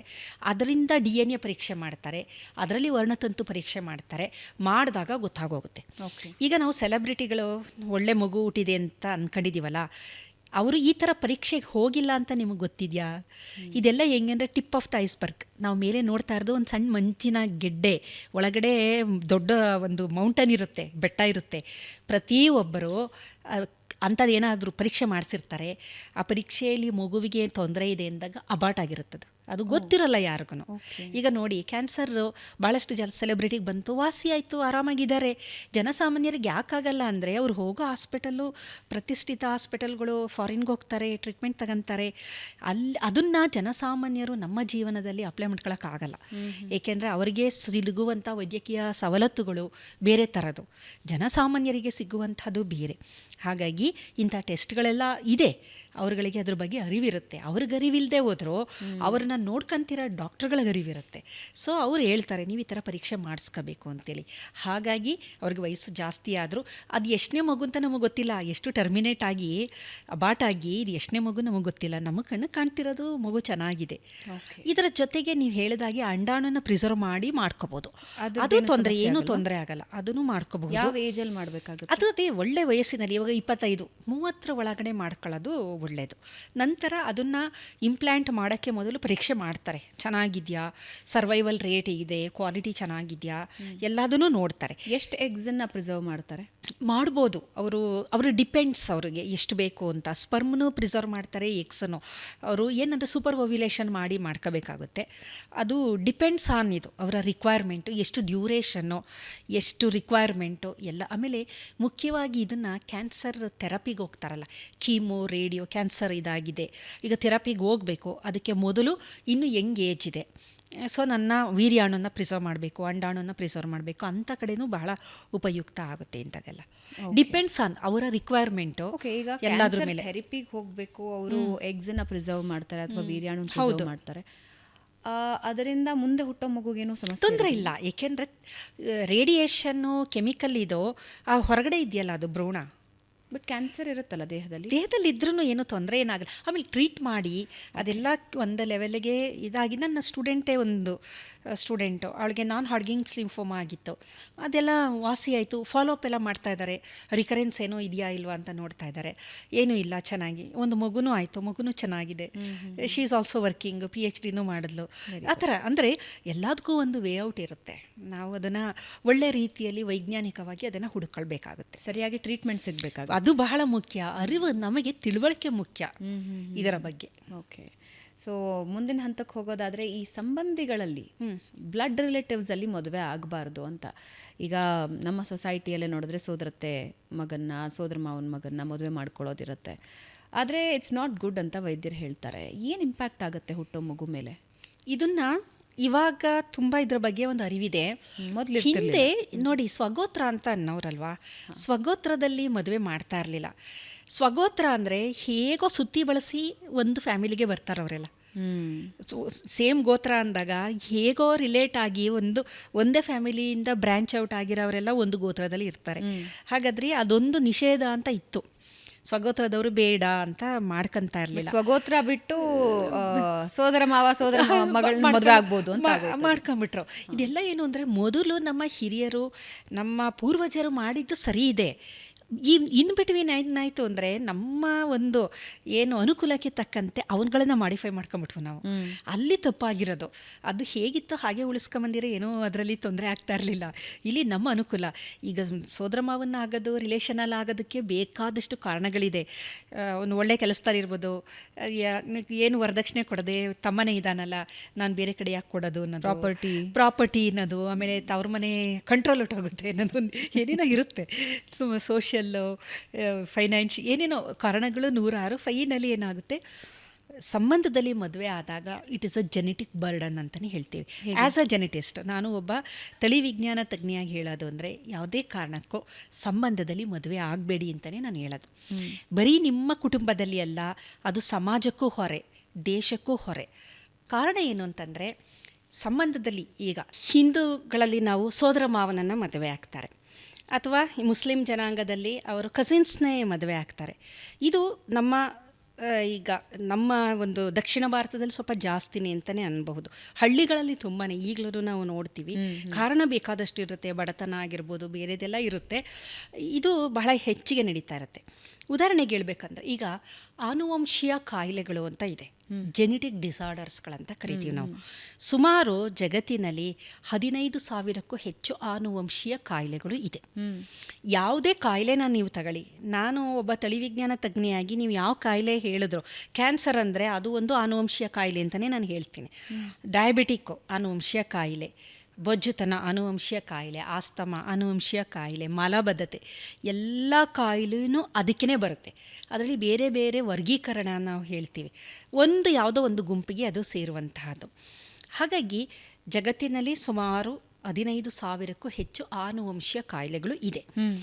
ಆದರೂ ನಾವು ನೋಡಬೇಕಾದ್ರೆ ಅಷ್ಟೊಂದು ನಮಗೇನು ಕಾಣಲ್ಲ. ಈಗ ಸುಮ್ಮನೆ ನಾವು ಹಾಗೆ ನೋಡಿದಾಗ ಅಷ್ಟೊಂದು ಜೆನೆಟಿಕ್ ಡಿಸಾರ್ಡರ್ ಇದೆ ಅಂತ ನಮಗೆ ಗೊತ್ತಾಗಲ್ಲ. ಕಾರಣ ಏನು ಅಂತಂದರೆ, ಅದರಲ್ಲಿ 80% ಆನುವಂಶೀಯ ಕಾಯಿಲೆಗಳು ಒಬ್ಬ ಮನುಷ್ಯನಿಗೆ ಬರಬೇಕು ಅಂತಂದರೆ ಅವನಲ್ಲಿ ಒಂದು ಜೀನ್ಸ್ ಅಂತ ನಾವು ಅಂತೀವಿ, ಅಲೀಲ್ ಅಂದರೆ ಅದರದ್ದು ಕೌಂಟ್ರ್ ಪಾರ್ಟು, 2ರಲ್ಲೂ ರೂಪಾಂತರ ಆಗಿರಬೇಕು. ಈಗ ನಮ್ಮಲ್ಲಿ ವರ್ಣತಂತುಗಳು ಇದೆ ಅಂತ ನಾನು ಹೇಳಿದೆ. 46 ವರ್ಣತಂತು ಮನುಷ್ಯನಲ್ಲಿ ಇದೆ. ಪ್ರತಿ ಪ್ರಾಣಿಲೂ ಬೇರೆ ಬೇರೆ ಸಂಖ್ಯೆಯ ವರ್ಣತಂತು ಇದೆ, ಆಕಾರ ಮತ್ತು ಸಂಖ್ಯೆ ಬೇರೆ ಬೇರೆ. ಇಲಿಗಳಲ್ಲಿ 40 ಇದೆ, ಚಿಂಪಾನ್ಸಿಲಿ 48 ಇದೆ, ಮನುಷ್ಯನಲ್ಲಿ 46 ಇದೆ. ಈ 46ರಲ್ಲಿ 23 ತಂದೆಯಿಂದ ಬಂದಿರುತ್ತೆ, 23 ತಾಯಿಯಿಂದ ಬಂದಿರುತ್ತೆ. ಅಂಡಾಣುವಿನಲ್ಲಿ 23 ಇರುತ್ತೆ, ವೀರ್ಯಾಣುವಿನಲ್ಲಿ 23 ಇರುತ್ತೆ. 2 ಸೇರಿದಾಗ 46 ಆಗುತ್ತೆ. ದೇಹದ ಬೇರೆ ಜೀವಕೋಶಗಳಲ್ಲಿ 46 ಇದೆ, ಇಲ್ಲಿ ಮಾತ್ರ 23. ಸೊ 46 ಆಯಿತು. ಈ 46 ವರ್ಣತಂತು ತಂದೆಯಿಂದ ಬಂದಿರೋದು ಚೆನ್ನಾಗಿರಬೇಕು, ತಾಯಿಯಿಂದ ಬಂದಿರೋದು ಚೆನ್ನಾಗಿರಬೇಕು ಜೀನ್ಗಳು. ಅಕಸ್ಮಾತ್ ಒಂದರಲ್ಲಿ ಏನಾದರೂ ತೊಂದರೆ ಇದ್ದರೆ ಇನ್ನೊಂದು ಚೆನ್ನಾಗಿರುತ್ತೆ. ಸೊ ಆ ವ್ಯಕ್ತಿಗೆ ಯಾವುದೇ ರೀತಿ ನಮಗೆ ಒಂದು ಚೂರು ಗೊತ್ತಾಗಲ್ಲ, ಅವನು ಆರೋಗ್ಯವಂತನಾಗಿ ಇರ್ತಾನೆ. ಸುಮಾರು 80% ಆನುವಂಶೀಯ ಕಾಯಿಲೆ ಬರಬೇಕು ಅಂದರೆ 2 ಅವರ ಒಂದು ಅಲೀಲ್ ಅಂತ ಕರಿತೀವಿ ನಾವು ಅದನ್ನು, ಜೀನ್ಸು ಅಲೀಲ್ ಅಂತ. 2ರಲ್ಲೂ ತೊಂದರೆ ಆದಾಗ ಮಾತ್ರ ಕಾಯಿಲೆ ಮ್ಯಾನಿಫೆಸ್ಟ್ ಆಗಿ ಫಿಸಿಕಲ್ ಆಗಿ ಕಾಣುತ್ತೆ. 1ರಲ್ಲಿದ್ದರೆ ಅಬ್ಸಲ್ಯೂಟ್ಲಿ ನಾರ್ಮಲ್. ಈಗ ನನಗೆ ಆ ಥರ ಒಂದು ಕಾಪಿಲಿ ಎಷ್ಟು ಡಿಫೆಕ್ಟ್ ಇದೆ ಗೊತ್ತಿಲ್ಲ, ನಿಮಗೆ ಎಷ್ಟಿದೆ ಗೊತ್ತಿಲ್ಲ, ಒಂದೊಂದೇ ಇದೆ, ಏನೂ ಆಗಿಲ್ಲ, ನಾವು ಅಬ್ಸಲ್ಯೂಟ್ಲಿ ನಾರ್ಮಲ್. ಹಾಗಾಗಿ ಏನಾಗುತ್ತೆ, ಒಂದು ಕುಟುಂಬ ಅಂದಾಗ ಅಕ್ಕನಲ್ಲಿ, ಆ ಕುಟುಂಬದಲ್ಲಿ ಒಂದು ರೂಪಾಂತರ ಆಗಿದೆ, ಅಕ್ಕನಿಗಾಗಿದೆ, ತಮ್ಮನಿಗಾಗಿದೆ. ಅವೆರಡು ಅವ್ರ ತಂದೆ ತಾಯಿಯಿಂದ ಅವ್ರಿಗೆ ಬಂದಿರೋದು. ತಂದೆ ತಾಯಿಯಿಂದ ಅಕ್ಕ ತಮ್ಮನಿಗೆ ಒಂದು ರೂಪಾಂತರ ಬಂದ್ಬಿಟ್ಟಿದೆ. ಒಂದೊಂದೇ ಕಾಪಿ ಇದೆ. ಅಕ್ಕನೂ ತುಂಬ ಚೆನ್ನಾಗಿದ್ದಾರೆ, ತಮ್ಮನೂ ತುಂಬ ಚೆನ್ನಾಗಿದ್ದಾನೆ. ತಮ್ಮ ಕೆಲಸಕ್ಕೆ ಸೇರ್ಕೊಂಡ, ಒಳ್ಳೆ ಗೌರ್ಮೆಂಟ್ ಜಾಬು, ಒಳ್ಳೆ ಸ್ಯಾಲ್ರಿ ಎಲ್ಲ ಆಯಿತು. ಅಕ್ಕನ ಮಗಳಿದ್ದಾಳೆ, ಅಕ್ಕನಿಗೆ ಮಗಳನ್ನ ತಮ್ಮಂಗೆ ಕೊಡಬೇಕು ಅಂತ.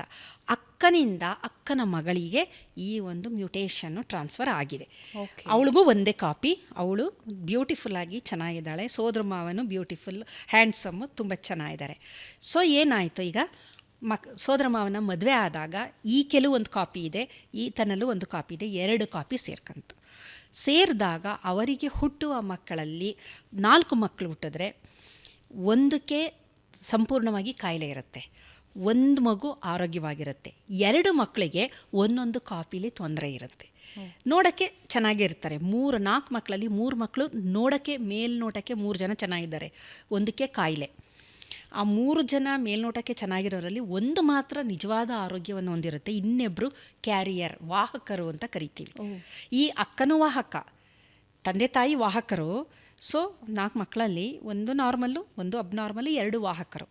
ಇದು ಜೆನೆಟಿಕ್ ಡಿಸಾರ್ಡರ್ದು ಪ್ಯಾಟ್ರನ್. ಇದು ಈಗ ಮತ್ತೆ ಅವರನ್ನ ರಿಲೇಟಿವ್ಸ್ ಅಲ್ಲೇ ತಗೊಂಡಾಗ ಪುನಃ 2 ಕಾಪಿ ಸೇರತ್ರೆ.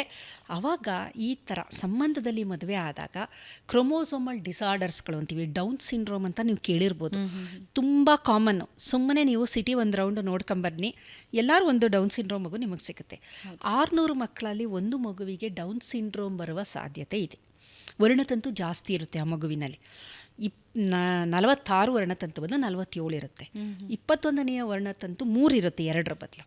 ಹಾಗಾಗಿ ಬುದ್ಧಿಮಾಂದ್ಯತೆಯೇ ಮೇಯ್ನು. ಅದು ಸಿಂಪ್ಟಮು ಬುದ್ಧಿಮಾಂದ್ಯ ಮಕ್ಕಳುಗಳು. ನೀವು ಮೆಂಟಲಿ ಚಾಲೆಂಜ್ಡ್ ಅಂತೀವಿ, ಮೆಂಟಲಿ ರಿಟಾರ್ಡೆಡ್ ಅಲ್ಲ, ಈಗ ಅವರು ಮೆಂಟಲಿ ಚಾಲೆಂಜ್ಡ್ ಅಂತಲೇ ಕರಿಬೇಕು ನಾವು.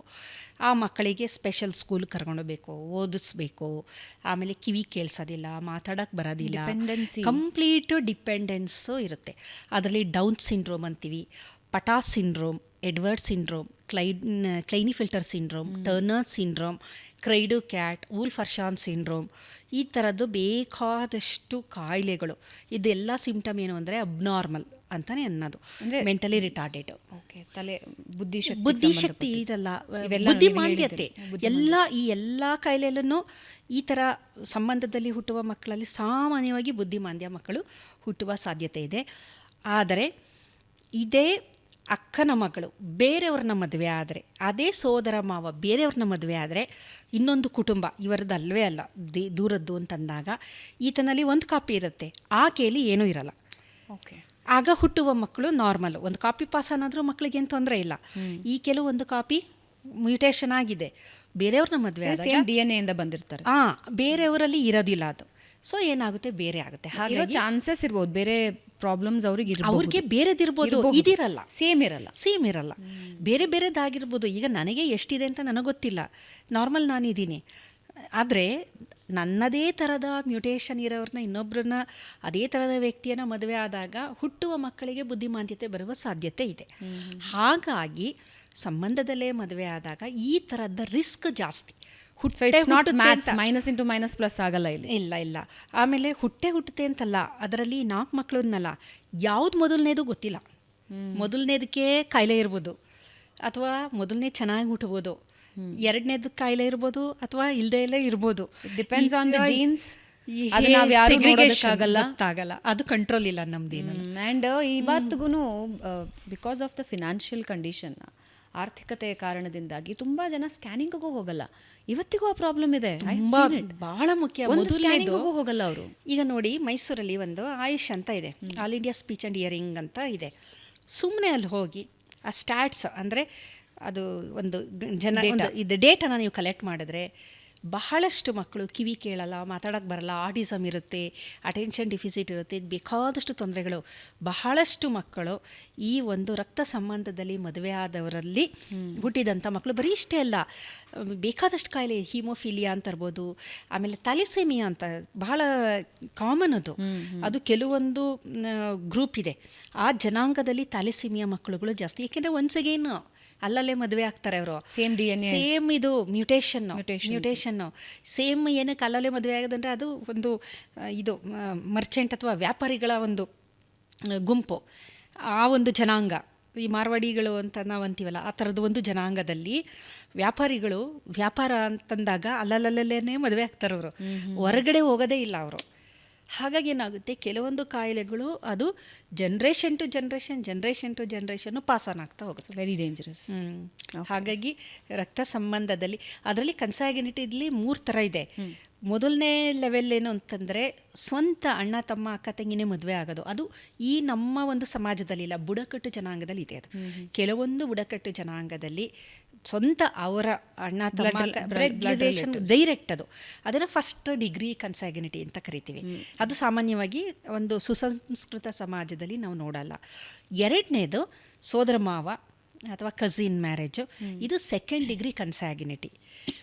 ಥರ್ಡ್ ಡಿಗ್ರಿ ಕನ್ಸಾಗಿನಿಟಿ ಅಂದರೆ ಸೋದರ ಮಾವ ಇದಲ್ಲ, ಆದ್ರೂ ರಿಲೇಷನ್ ಅವರು. ಸೋದರ ಮಾವನ ಯಾರೋ ಅವರ ಮಗ ಅಂತ ಒಂದು ಸ್ವಲ್ಪ ದೂರ ಅಂತಾರೆ, ಬಟ್ ಅದೇ ಇದಕ್ಕೆ ಸೇರಿದಂಥವ್ರು ಅವರು. ಅವಾಗ ಥರ್ಡ್ ಡಿಗ್ರಿ ಕನ್ಸಾಗಿನಿಟಿ ಅಂತ. ಈ ಡಿಗ್ರಿ ಅಂತ ನಾವು ಹೇಳ್ದಂಗೂ ಅದರದ್ದು ತೊಂದರೆಗಳನ್ನು ಅಷ್ಟೇ ಹತ್ರ ಆಗ್ತಾ ಬರುತ್ತೆ. ಫಸ್ಟ್ ಡಿಗ್ರಿ ಜಾಸ್ತಿ ಇರುತ್ತೆ, ಸೆಕೆಂಡ್ ಡಿಗ್ರಿಲಿ ಅದಕ್ಕಿಂತ ಸ್ವಲ್ಪ ಕಮ್ಮಿ, ಇಂಟೆನ್ಸಿಟಿ ಚೂರು ಕಮ್ಮಿ, ಥರ್ಡ್ ಡಿಗ್ರಿಲಿ ಒಂದು ಸ್ವಲ್ಪ ಕಮ್ಮಿ ಇರ್ಬೋದು, ಬಟ್ ರಿಸ್ಕ್ ಅಂತೂ ಇದ್ದೇ ಇರುತ್ತೆ. ಓಕೆ, ಬಹಳಷ್ಟು ವಿಷಯಗಳು ಇವತ್ತು ನಾವು ವೀಕ್ಷಕರಿಗೆ ತಿಳಿಸ್ಕೊಟ್ಟಿದ್ವಿ. ಬಟ್ ಲಾಸ್ಟ್ಲಿ ನಾನು 2 ಟಿಪ್ಸ್ ನಿಮ್ಮಿಂದ ತಿಳ್ಕೊಳ್ಳೋದಕ್ಕೆ ಇಷ್ಟಪಡ್ತೀನಿ. ಒಂದು, ಅನಿವಾರ್ಯತೆಯಿಂದ ಅಥವಾ ಇನ್ನೇನೋ ಕಾರಣದಿಂದ ಮದುವೆ ಆಗಿಬಿಟ್ಟಿದ್ದಾರೆ, ರಿಲೇಟಿವ್ನಲ್ಲೇ ಮದುವೆ ಆಗಲೇಬೇಕಾದ ಅನಿವಾರ್ಯತೆ, ಯಾಕಂದರೆ ತಂದೆ ತಾಯಿ ಕುಟುಂಬಸ್ಥರ ಒತ್ತಡಕ್ಕೋ ಅಥವಾ ಇಷ್ಟಪಟ್ಟೋ ಮದುವೆ ಆಗಿಬಿಡ್ತಾರೆ. ಕೇರ್ ಏನು ತಗೋಬೇಕಾಗತ್ತೆ? ಈಗ ಮೊದಲನೇದಾಗಿ ಯಾವುದೋ ಒಂದು ಅನಿವಾರ್ಯತೆಯಿಂದ ಮದುವೆ ಆಗಲೇಬೇಕು ಅಥವಾ ಇಷ್ಟನೇ ಪಟ್ಬಿಡ್ಬೋದು, ಅಥವಾ ಕುಟುಂಬದ ಒಂದು ಬಲವಂತ ಇರ್ಬೋದು, ಒತ್ತಡನೂ ಇರ್ಬೋದು. ಅಂಥ ಸಂದರ್ಭದಲ್ಲಿ ವಾಹಕ ಪರೀಕ್ಷೆ ಅಂತ ಒಂದು ಪರೀಕ್ಷೆ ಇದೆ. ವಾಹಕ ಪರೀಕ್ಷೆ, ಕ್ಯಾರಿಯರ್ ಸ್ಕ್ರೀನಿಂಗ್ ಅಂತ, ಕ್ಯಾರಿಯರ್ ಸ್ಕ್ರೀನಿಂಗ್ ಅಂತ ಕರಿತೀವಿ ಅದನ್ನು, ವಾಹಕ ಪರೀಕ್ಷೆ. ಈ ವಾಹಕ ಪರೀಕ್ಷೆಗೆ ಇಬ್ಬರೂ ಒಳಪಡಬೇಕಾಗುತ್ತೆ, ಗಂಡು ಮತ್ತು ಹೆಣ್ಣು. ಮಗು ಹುಟ್ಟಕ್ಕೆ ಮೊದಲೇ ನಾನು ಹೇಳ್ತಾ ಇರೋದು, ಮದುವೆ ಆಗೋಯ್ತು ಪ್ರೆಗ್ನೆನ್ಸಿಗೆ ಮೊದಲೇ ವಾಹಕ ಪರೀಕ್ಷೆ ಅಂತ ಮಾಡಿಸ್ಕೋಬೇಕು. ಇದನ್ನು ಜೆನೆಟಿಕ್ ಕೌನ್ಸಿಲರ್ ಹತ್ರ ಹೋದರೆ ಅವರು ಇಡೀ ಫ್ಯಾಮಿಲಿನ ಭಾಳ ನೀಟಾಗಿ ಡೀಟೇಲಾಗಿ ಸ್ಟಡಿ ಮಾಡ್ತಾರೆ. ಮಾಡಿ ಇವರ ವಯಸ್ಸೆಷ್ಟು, ಇವರ ಒಂದು ತಂದೆ ಕಡೆಯಿಂದ ತಾಯಿ ಕಡೆಯಿಂದ ಇಡೀ ಫ್ಯಾಮಿಲಿಲಿ ಯಾವುದಾದ್ರೂ ಕಾಯಿಲೆ ಭಾಳ ಪ್ರಮುಖವಾಗಿ ಇದೆಯಾ, ಇಡೀ ಈಗ ಮೆಟರ್ನಲ್ ಅದನ್ನು ಇದು ಪೆಡಿಗ್ರಿ ಅಂತ ಹಾಕ್ತಾರೆ. ಪೆಡಿಗ್ರಿ ಅಂತ ಹಾಕ್ಬಿಟ್ಟು ಚೆಕ್ ಮಾಡ್ತಾ ಬರ್ತಾರೆ. ಯಾರಿಗಾದ್ರೂ ಯಾವ ಥರದ ಕಾಯಿಲೆ ಇತ್ತು, ಆ ಫ್ಯಾಮಿಲಿಲಿ ಎಷ್ಟು ಡೆತ್ಸ್ ಆಗಿತ್ತು, ಕಾರಣ ಏನು, ಇದೆಲ್ಲ ಮಾಡಿದಾಗ ಆ ಫ್ಯಾಮಿಲಿಲಿ ಯಾವ ಕಾಯಿಲೆ ಇದೆ ಅಂತ ಗೊತ್ತಾಗುತ್ತೆ.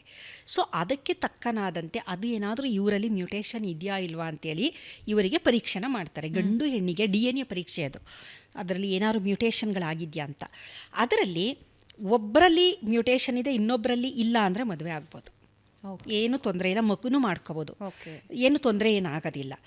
ಇಬ್ಬರಲ್ಲೂ ಏನಾದರೂ ಅಕಸ್ಮಾತ್ ಮ್ಯೂಟೇಷನ್ ಇದೆ ಅಂದಾಗ ಆಗಲೂ ಒಂದು ಚಾನ್ಸ್ ಇದೆ.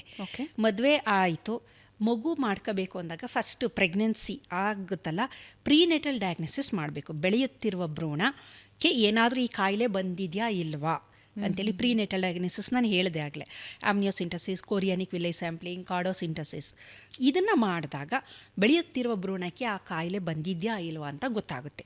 ಅಥವಾ ಆ ಕಾಯಿಲೆಗೆ ಮಗು ವಾಹಕನೇ, ಅದಕ್ಕೂ ಏನಾದ್ರು ಕ್ಯಾರಿಯಾನ್ ಆಗಿದೆಯಾ, ಒಂದು ಕಾಪಿ ಇದೆಯಾ, ಎಲ್ಲದೂ ಗೊತ್ತಾಗುತ್ತೆ. ಎಲ್ಲ ನಿಮ್ಗೆ ಎಂಟೈರ್ ಥಿಂಗ್ ಹೊರಗಡೆ ಇದ್ದಾಗ ಹೆಂಗೆ ಟೆಸ್ಟು, ಅದು ಒಳಗಡೆ ಸೇಮ್ ಟು ಸೇಮ್ ಅಕ್ಯುರೇಟ್, ಅದು ಏನೂ ಇಲ್ಲ. ಫಸ್ಟ್ ಕ್ಲಾಸ್ 100ಕ್ಕೆ 100 ನಿಮಗೆ ಅದು ಸರಿಯಾದ ಫಲಿತಾಂಶನೇ ಕೊಡುತ್ತೆ. ಹಾಗಾಗಿ ಅದನ್ನು ಪರೀಕ್ಷೆ ಮಾಡ್ಬೋದು. ಮಾಡಿ ಮಗು ಆರೋಗ್ಯವಾಗಿದೆ ಅಂತಂದರೆ ಮಗುನ ಉಳಿಸ್ಕೋಬೋದು. ಮಗುಗೆ ತೊಂದರೆ ಇದೆ ಅಂದರೆ ಟರ್ಮಿನೇಷನ್, ಅದು ಲೀಗಲಿ ಇದೆ, ಅದು ಟರ್ಮಿನೇಟ್ ಮಾಡ್ಬೋದು. ಸೊ ಕ್ಯಾರಿಯರ್ ಸ್ಕ್ರೀನಿಂಗು, ಪ್ರೀನೆಟಲ್ ಡಯಾಗ್ನೋಸಿಸು, ಆಮೇಲೆ ನ್ಯೂ ಬಾರ್ನ್ ಸ್ಕ್ರೀನಿಂಗ್ ಅಂತಲೂ ಮಾಡ್ತಾರೆ. ಮಗು ಹುಟ್ಟಿದ ಮೇಲೂ ಮಾಡ್ತಾರೆ. ಬಟ್ ಆವಾಗ ನೀವೇನು ಮಾಡೋಕ್ಕಾಗಲ್ಲ, ಬರೀ ಕಾಯಿಲೆ ಇದೆಯಾ ಇಲ್ವಾ ಅಂತ ಅಷ್ಟೇ ನೀವು ತಿಳ್ಕೊಳ್ಳೋಕ್ಕಾಗುತ್ತೆ. ಈ ಥರದ ಬೇಕಾದಷ್ಟು ಬೇರೆ ಬೇರೆ ಲೆವೆಲ್ಸಲ್ಲಿ ಪರೀಕ್ಷೆಗಳಿದೆ, ಅದನ್ನು ಮಾಡಿ ನಾವು ಅದಕ್ಕೆ ಉತ್ತರವನ್ನು ಕಂಡುಕೊಳ್ಬಹುದು. ವಂಡರ್ಫುಲ್ ಕಂಪ್ಲೀಟ್ ಮಾಹಿತಿ ಕೊಟ್ರಿ. ಆದರೆ 2 ಪ್ರಶ್ನೆಗಳನ್ನ ತಗೊಳ್ತೀನಿ ನಾನು. ತುಂಬ ಹೆಲ್ದಿ ಬದುಕ್ತಿದ್ದೀನಿ, ಚೆನ್ನಾಗಿದೆ ನನ್ನ ಲೈಫ್ ಸ್ಟೈಲು, ದುಶ್ಚಟಗಳಿಲ್ಲ ಅನ್ನೋರು ಬಹಳಷ್ಟು ಸಮಸ್ಯೆಗಳನ್ನು ಎದುರಿಸ್ಬಿಡ್ತಾರೆ. ಕೆಲವರಿಗೆ ಕ್ಯಾನ್ಸರ್ ಬಂದಿದೆ, ಯಾಕೆ ಬಂದಿದೆ ಅಂತ ಅವರ ಲೈಫ್ ಸ್ಟೈಲ್ ನೋಡಿದ್ರೆ life style is very healthy, ಏನು ಕಾರಣ ಅಂತ ಗೊತ್ತಾಗೋದಿಲ್ಲ. ಇನ್ನು ಕೆಲವರಿಗೆ ದುಶ್ಚಟಗಳಿರುತ್ತೆ. ಹೌದು. ಸೊ ಯಾವುದೇ ಹಂತದಲ್ಲಿ, ಜೀವನದ ಯಾವುದೇ ಹಂತದಲ್ಲಿ ಮೈ DNA ಇಸ್ ಡ್ಯಾಮೇಜ್ಡ್ ಅಥವಾ ಅದು ಡ್ಯಾಮೇಜ್ ಇದೆಯಾ ಇಲ್ವಾ, ಹೆಲ್ದಿ ಇದೆಯಾ ಅನ್ಹೆಲ್ದಿ ಇದೆಯಾ ತಿಳ್ಕೊಳ್ಳೋದಕ್ಕೆ ಅವಕಾಶ ಇದೆಯಾ? ಖಂಡಿತ ಇದೆ. ಇವಾಗ ವಿಜ್ಞಾನ ಎಷ್ಟು ಅಡ್ವಾನ್ಸ್ ಆಗಿದೆ ಅಂದರೆ ಹೋಲ್ ಜಿನೋಮ್ ಸೀಕ್ವೆನ್ಸಿಂಗ್ ಅಂತ.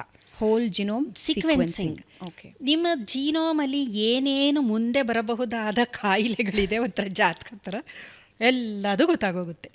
ಇದು ಬಹಳ ಸಿಂಪಲಾಗಿ ನಾವು ಮಾಡೋದಾದರೆ, ನಾವು ಈಗ ನಾನು ಹೇಳಿದೆ 15,000 20,000 ಕಾಯಿಲೆ ಅಂತಂದೆ, ಅಷ್ಟಕ್ಕೂ ನಾವು ಮಾಡ್ಕೋಬೇಕಾ ಅಂತಂದರೆ ನಮಗೆ ದುಡ್ಡಿತ್ತು ಅಂತಂದರೆ ಹೋಲ್ ಜಿನೋಮ್ ಸೀಕ್ವೆನ್ಸಿಂಗು ಮಾಡಿಸ್ಕೊಂಬಿಡ್ಬೋದು. ಎಷ್ಟು ಚಾರ್ಜ್ ಆಗ್ಬೋದು? ಅದು ಒಂದು 35,000-40,000 ಆಗುತ್ತೆ. ಓಕೆ. ಇಲ್ಲ ಅಂತಂದರೆ ಎಕ್ಸೋಮ್ ಸೀಕ್ವೆನ್ಸಿಂಗ್ ಅಂತಲೂ ಮಾಡಿಸ್ತೇವೆ. ಪರ್ಟಿಕ್ಯುಲರ್ ಯಾವುದೋ ಒಂದು ಕಾಯಿಲೆ, ಈಗ ಉದಾಹರಣೆಗೆ ಯಾವ ಥರ ಅದನ್ನು ನಾವು ನೋಡಬೇಕು ಅಂದರೆ, ಈಗ ಫ್ಯಾಮಿಲಿಲಿ ಕ್ಯಾನ್ಸರ್ ಡೆತ್ಗಳು ತುಂಬ ಆಗಿದೆ. ಓಕೆ. ಅಜ್ಜಿ ಕ್ಯಾನ್ಸರಿಂದ ತೀರೋದ್ರು, ದೂರದ ಚಿಕ್ಕಮ್ಮನೋ ಯಾರೋ ಒಬ್ಬರು ಕ್ಯಾನ್ಸರಿಂದ ತೀರೋದ್ರು. ಈ ತಾಯಿಯ ಕಡೆ ಸುಮಾರು ಜನ ಕ್ಯಾನ್ಸರ್ ಡೆತ್ ಆಗಿದೆ ಅಂದರೆ ಆ ಕುಟುಂಬದ ಹೆಣ್ಣು ಮಕ್ಕಳಿಗೆ ಕ್ಯಾನ್ಸರ್ ಬರುವ ಸಾಧ್ಯತೆ ಜಾಸ್ತಿ ಬೇರೆಯವ್ರಿಗೆ ಹೋಲಿಸಿದ್ರೆ. ತಂದೆ ಕಡೆಯಿಂದ ಇದ್ದರೆ ತಂದೆ ಕಡೆ ಅಂದರೆ ಇದು ಬ್ರೆಸ್ಟ್ ಕ್ಯಾನ್ಸರ್ ಇವೆಲ್ಲ okay. ತಾಯಿಯ ಕಡೆಯಿಂದ ಪಾಸನ ಆಗಿರುತ್ತೆ. ತಂದೆ ಕಡೆಯಿಂದನೂ ಬಂದಿದ್ರೂ ಬರಬಹುದು, ಬರಬಾರ್ದು ಅಂತ ಏನಿಲ್ಲ. ನಾನು ಬ್ರೆಸ್ಟ್ ಕ್ಯಾನ್ಸರು, ಯೂಟ್ರೈನ್ ಕ್ಯಾನ್ಸರು, ಇದು ಇನ್ನೆರಿಟೆನ್ಸು ತುಂಬ ಜಾಸ್ತಿ, ಪೆನಿಟ್ರೆನ್ಸು ತುಂಬ ಜಾಸ್ತಿ. ಬ್ರೆಸ್ಟ್ ಕ್ಯಾನ್ಸರು, ಯೂಟ್ರೈನ್ ಕ್ಯಾನ್ಸರ್ ಇದ್ದು ಅಂದರೆ ರಿಸ್ಕ್ ಬೇರೆ ಹೆಣ್ಣು ಮಕ್ಕಳಿಗೆ ಹೋಲಿಸಿದ್ರೆ ಸ್ವಲ್ಪ ಇವರು ಡೇಂಜರ್ ಝೋನಲ್ಲಿ ಇದ್ದಾರೆ, ಸೇಫ್ ಝೋನಲ್ಲಿ ಇಲ್ಲ ಅಂಥ ಸಂದರ್ಭದಲ್ಲಿ ಅವರೇನು ಮಾಡಬಹುದು, ಈ ಹೋಲ್ ಎಕ್ಸೋಮ್ ಸೀಕ್ವೆನ್ಸ್ BRCA1 BRCA2 ಅಂತ ಜೀನ್ಗಳಿದೆ ಅದರದ್ದು, ಬ್ರೆಸ್ಟ್ ಕ್ಯಾನ್ಸರ್ನೇ ಉಂಟು ಮಾಡುವಂಥದ್ದು. ಅಂದರೆ ಆ ಜೀನುಗಳಲ್ಲಿ ರೂಪಾಂತರ ಆದರೆ ಬ್ರೆಸ್ಟ್ ಕ್ಯಾನ್ಸರ್ ಬರೋಂಥದ್ದು. ಸೊ ಅವುಗಳ ಪರೀಕ್ಷೆಗಳನ್ನು ಮತ್ತು HER2 ಅನ್ನೋದು ಒಂದು ಜೀನ್ ಇದೆ, BRCA1 BRCA2 HER2 ಇವೆಲ್ಲ ಇದ್ದಾವೆ, ಒಂದು ಪ್ಯಾನಲ್ ಆಫ್ ಜೀನ್ಸ್ ಅಂತಲೇ ಅನ್ನಿ. ಅವುಗಳ ಪರೀಕ್ಷೆ ಮಾಡಿಸ್ಕೊಂಡಾಗ ಮ್ಯೂಟೇಷನ್ ಆಗಿದೆ ಅಂತ ಅಂದರೆ ಅವರು ಬಹಳ ಎಚ್ಚರಿಕೆಯಿಂದ ಇರಬಹುದು. ಬರಬಹುದಾದ ಸಾಧ್ಯತೆ ಇದೆ ಎಂದಾಗ ಅಂದರೆ ಸ್ಟಾಪ್ ಆಗಲ್ಲ. ಅವರ ಜೀವನ ಶೈಲಿ ಬದಲಾವಣೆ, ಹವ್ಯಾಸ ಬದಲಾವಣೆ, ಆಹಾರ ಪದ್ಧತಿಯಲ್ಲಿ ಬದಲಾವಣೆ, ಆ್ಯನ್ಯುವಲ್ ಮೆಡಿಕಲ್ ಚೆಕಪ್, ಒಂದು ಚೂರು ಏನೋ ದೇಹದಲ್ಲಿ ವ್ಯತ್ಯಾಸ ಆಯಿತು, ಒಂದು ಗಂಟು ಕಾಣಿಸ್ತು ಏನೋ ಅಂತಂದರೆ ತಕ್ಷಣ ಹೋಗಿ ಇದು ಮಾಡ್ಕೊಳ್ಳೋ ಅಂಥದ್ದು. ಅಂದರೆ ಎನಿ ಟೈಮ್ ಇದು ಗನ್ ಲೋಡ್ ಆಗಿರೋದು. ಟ್ರಿಗರ್ ಯಾವಾಗ ಗೊತ್ತದು ಅಂತ ಗೊತ್ತಿಲ್ಲ, ಯಾವುದು ಟ್ರಿಗರ್ ಅಂತಲೂ ಗೊತ್ತಿಲ್ಲ ನಮಗೆ. ಹೊರಗಡೆ ಪರಿಸರದಲ್ಲಿರುವ ಯಾವ ರಾಸಾಯನಿಕ ನಮ್ಮ DNA ಆ ಜೀನ್ನ ಡ್ಯಾಮೇಜ್ ಮಾಡಿ ಕ್ಯಾನ್ಸರ್ ಮಾಡುತ್ತೆ ಗೊತ್ತಿಲ್ಲ ನಮಗೆ. ಏನಕ್ಕೆ ಅಂದರೆ ಎಲ್ಲ ಸೇವನೆ ಮಾಡುತ್ತಿರುವ ಎಲ್ಲ ಆಹಾರ ಪದಾರ್ಥದಲ್ಲೂ ವಿಷ ಇದೆ. ಕುಡಿತೀರಾ ನೀರಲ್ಲೂ ಮೈಕ್ರೋಪ್ಲಾಸ್ಟಿಕ್, ನ್ಯಾನೋಪ್ಲಾಸ್ಟಿಕ್ಕು, ಎಲ್ಲ ಕೆಮಿಕಲ್ಲು ವಿಷ, ಗಾಳಿ ವಿಷ. ಸೊ ಎಲ್ಲಿ ಆದಷ್ಟು ಪ್ರಯತ್ನ ಪಡೋಣ. But in spite of that ಇನ್ಯಾವುದರಿಂದ ಏನಾಗುತ್ತೆ ಗೊತ್ತಿಲ್ಲ. ಸೊ ಒಂದು ಆ ಥರ ರಿಸ್ಕ್ ಇದೆ ಅಂತ ಅಂದ ಪಕ್ಷದಲ್ಲಿ ಸ್ವಲ್ಪ ಮುನ್ನೆಚ್ಚರಿಕೆಯನ್ನು ನಾವು ವಹಿಸ್ಬೋದು. ಏಂಜಲಿನಾ ಜೂಲಿ ಹೆಸರು ನೀವು ಕೇಳಿರ್ಬೋದು, ಹಾಲಿವುಡ್ ಆ್ಯಕ್ಟ್ರೆಸ್. ಅವರ ತಾಯಿ ಬ್ರೆಸ್ಟ್ ಕ್ಯಾನ್ಸರಿಂದ ತೀರೋದ್ಲು. ಆಮೇಲೆ ಅವರ ಆಂಟು ಒಬ್ಬರು ಬ್ರೆಸ್ಟ್ ಕ್ಯಾನ್ಸರಿಂದ ತೀರೋದಾಗ ಇವಳು ಸ್ವಲ್ಪ ಭಯ ಆಯಿತು, ಬ್ರೆಸ್ಟ್ ಕ್ಯಾನ್ಸರು ತುಂಬ ಕಾಮನ್ ಆಗಿದೆಯಲ್ಲ ನಮ್ಮ ಕುಟುಂಬದಲ್ಲಿ ಅಂತ. ಆಕೆ ಏನು ಮಾಡಿದ್ಲು, ಜೀನೋಮ್ ಅನಾಲಿಸಿಸ್ ಮಾಡಿಸಿದ್ಲು. ಆಕೆಯಲ್ಲಿ BRCA1 BRCA2 ಮ್ಯೂಟೇಷನ್ ಆಗೋಗಿತ್ತು. ಆವಾಗ ಅಂದರೆ ಅಡ್ವಾನ್ಸ್ ಆಗಿದೆ ಅಲ್ವಾ ಅಲ್ಲಿ. ಸೊ ಅವಾಗೇನು ಮಾಡಿದ್ಲು, ಅವಳು ಸರ್ಜರಿ ಮಾಡಿಸ್ಕೊಂಡ್ಳು. ಸರ್ಜರಿ ಮಾಡಿ ಅವಳು ರೀಕನ್ಸ್ಟ್ರಕ್ಷನ್ ಹೆಂಗಿದೆ, ಕಾಸ್ಮೆಟಿಕ್ ಸರ್ಜರಿ ಮಾಡಿಸಿ ಪುನಃ ಬ್ರೆಸ್ಟ್ ಇದನ್ನು, ಏಕೆಂದರೆ ಶಿ ಈಸ್ ಎನ್ ಆ್ಯಕ್ಟ್ರೆಸ್ ಆಗಿರೋದ್ರಿಂದ ಅದನ್ನು ಮಾಡ್ಕೊಂಡ್ಳು.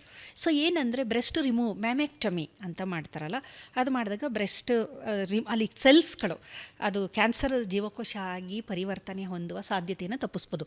ಆದರೆ ಯೂಟ್ರೈನ್ದು ಇದೆಲ್ಲ ಹೆಂಗೆ ಅಂದರೆ BRCA1 BRCA2 HER2 ಇವೆಲ್ಲ ಬರೀ ಬ್ರೆಸ್ಟ್ ಅಲ್ಲ, ಯೂಟ್ರಸ್ಸು ಅದು ಇದು ಎಲ್ಲದಕ್ಕೂ ಕನೆಕ್ಷನ್ ಇರುತ್ತೆ, ಅದರಲ್ಲಿ ರೆಸೆಪ್ಟಾರ್ಸ್ಗಳಿರುತ್ತೆ ಅದ್ರ ಮೇಲೆ. ಹಾಗಾಗಿ ಒಂದು ಲೆವೆಲಲ್ಲಿ ತೊಂದರೆನ ತಪ್ಪಿಸ್ಕೊಂಡು ಮಧ್ಯ ಮಧ್ಯ ಪರೀಕ್ಷೆಗಳನ್ನು ಮಾಡಿಸ್ಕೊಳ್ಳೋದು ಈ ಥರ ಜೀನೋಮ್ ಅನಾಲಿಸಿಸಿಂದ ಮುಂದೆ ಬರಬಹುದಾದ ತೊಂದರೆಗಳನ್ನು ನಾವು ಮೊದಲೇ ತಿಳಿದುಕೊಂಡು, ನಾಟ್ ಓನ್ಲಿ ಕ್ಯಾನ್ಸರ್, ನಾನು ಒಂದು ಎಕ್ಸಾಂಪಲ್ ಕೊಟ್ಟಿದ್ದು ಆ ಥರದ್ದು ಅಲ್ಝೈಮರ್ ಆಗಿರ್ಬೋದು.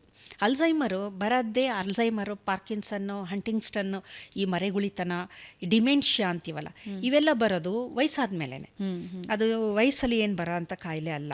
ಕೆಲವು ಕಾಯಿಲೆ ಮಗು ಇದ್ದಾಗ ಬರುತ್ತೆ, ಕೆಲವು ಕಾಯಿಲೆ ಅಡಲಸೆಂಟಲ್ಲಿ ಬರುತ್ತೆ ಹಾರ್ಮೋನ್ ರಿಲೇಟೆಡ್, ಕೆಲವು ಯಂಗ್ ಅಡಲ್ಟ್ಸಲ್ಲಿ ಬರುತ್ತೆ, ಕೆಲವು ವಯಸ್ಸಾದ್ಮೇಲೆ. ಈ ಥರ ಡಿಫ್ರೆನ್ಷಿಯಲ್ ಜೀನ್ ಆ್ಯಕ್ಷನ್ ಅಂತ ಮೊದಲೇ ನಾವು ತಿಳ್ಕೋಬಹುದು, ತಿಳ್ಕೊಂಡು ಅದಕ್ಕೆ ತಕ್ಕನಾದ. ಈಗ ಒಂದು ಫ್ಯಾಮಿಲಿ ಎಲ್ಲ ಡಯಾಬಿಟಿಕ್ಕು, ತಾತ ಡಯಾಬಿಟಿಕ್ಕು, ತಂದೆ ತಾಯಿ ಡಯಾಬಿಟಿಕ್ಕು, ಬರೋ ಸಾಧ್ಯತೆ ತುಂಬ ಜಾಸ್ತಿ. ಅವಾಗೇನು ಮಾಡಬೇಕು, ಸ್ಟ್ರೆಸ್ಸು ಹೆಚ್ಚಾಗದಿದೆ. ಸ್ಟ್ರೆಸ್ ಆದಾಗ ರಕ್ತದಲ್ಲಿ ಸಕ್ಕರೆ ಪ್ರಮಾಣ ಜಾಸ್ತಿ ಆಯಿತು, ಫೈಟ್ ಆರ್ ಫ್ಲೈಟ್ ಮೋಡದು. ಹಾಗಾಗಿ ಒತ್ತಡನ ಜಾಸ್ತಿ ಮಾಡ್ಕೊಳ್ಳೋದೇ ಇದ್ದಾಗೆ ಯೋಗ, ಮೆಡಿಟೇಷನ್ನು, ಆಮೇಲೆ ಪ್ರಾಣಾಯಾಮ, ಒಳ್ಳೆ ಆಹಾರಗಳು, ಈ ಥರದ್ದೆಲ್ಲ ಮಾಡ್ತಾ ಬಂದಾಗ, ಎಕ್ಸಸೈಸು ಮಾಡಿದ್ರೆ 40 ವರ್ಷಕ್ಕೆ ಬರುವುದನ್ನು 60 ವರ್ಷದವರೆಗೂ ಪೋಸ್ಟ್ಪೋನ್ ಮಾಡ್ಬೋದು, ತಳ್ಳಬಹುದು. ಅಲ್ಝೈಮರ್ಗೆ ಒಂದೇನಾದರೂ, ಯಾಕಂದರೆ ಇತ್ತೀಚಿನ ದಿನದಲ್ಲಿ ವಯೋವೃದ್ಧರಲ್ಲಿ ತುಂಬ ಜಾಸ್ತಿ. ಹೌದು. ಏನಾದರೂ ಒಂದು ಸೂತ್ರ ಇದೆಯಾ? ಸೂತ್ರ ಬಹಳ ಇದೆ. ನಮ್ಮ ಸಂಪ್ರದಾಯ, ನಮ್ಮ ಆಚಾರಗಳೆಲ್ಲ ಇದೆಯಲ್ಲ, ನಮ್ಮ ಹಿರಿಯರು ಒಂದು ಪ್ಯಾಕೇಜ್ ಥರ ನಮಗೆ ಎಲ್ಲ ಕೊಟ್ಬಿಟ್ಟಿದ್ದಾರೆ. ಆದರೆ ನಾವು ಅದನ್ನೆಲ್ಲ ಮೂಟೆ ಕಟ್ಟಿ ಎಸ್ಬಿಟ್ಟಿದ್ದೀವಿ. ನಮಗೆ ಅಲ್ಝೈಮರು ಇತ್ತೀಚೆಗೆ ಏನಕ್ಕೆ ಜಾಸ್ತಿ ಆಗ್ತಾ ಇದೆ ಅಂದರೆ, ಮೊದಲನೇದು ಲೋನ್ಲಿನೆಸ್. ಮೊದಲೆಲ್ಲ ಒಟ್ಟು ಕುಟುಂಬ ಇರ್ತಾ ಇತ್ತು.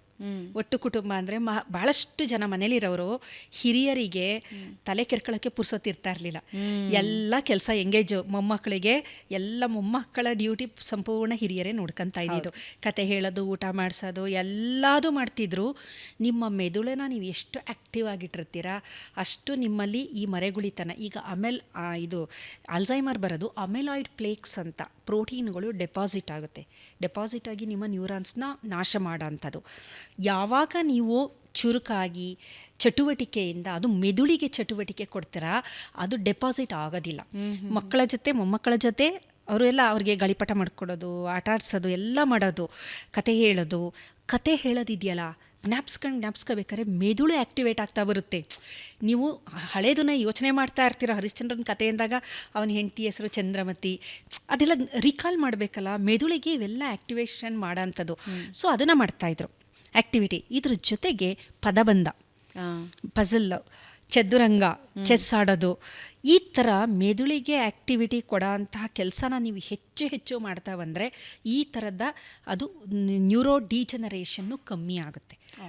ಹಾಗಾಗಿ ನಾವು ಒಂದು ಸೆಕೆಂಡು ಚಟುವಟಿಕೆ, ಈಗ ರಿಟೈರ್ಡ್ ಆಯಿತು 60 ವರ್ಷ ಅಂತ ಮೂಲೆಯಲ್ಲಿ ಕೂತ್ರೆ ಮನೆಯಲ್ಲಿ ಬಹಳ ಬೇಗ ಈ ಥರದ ತೊಂದರೆಗಳಿಗೆ ತುತ್ತಾಗುವ ಸಾಧ್ಯತೆ ಇದೆ. ಆಗಲೂ ನನಗೆ ವಯಸ್ಸಾಗಿಲ್ಲ ಅಂತಲೇ ಅಂದ್ಕೊಂಡು ಕೆಲಸ ಮಾಡೋದು, ಚಟುವಟಿಕೆಯಿಂದ ಇರೋದು, ಫ್ರೆಂಡ್ಸ್ ಜೊತೆ ಹೋಗೋಂಥದ್ದು, ಬೇರೆ ಥರ, ಅಥವಾ NGOಗಳಲ್ಲಿ ಜಾಯ್ನ್ ಆಗೋದು, ಬೇರೆ ಸಂಘ ಸಂಸ್ಥೆಗಳಲ್ಲಿ ಆ್ಯಕ್ಟಿವಿಟಿ ಇರಬೇಕು. ಮೆದುಳಿಗೂ ಕೆಲಸ ಕೂಡ ಅಂತಂದು ಇರಬೇಕು.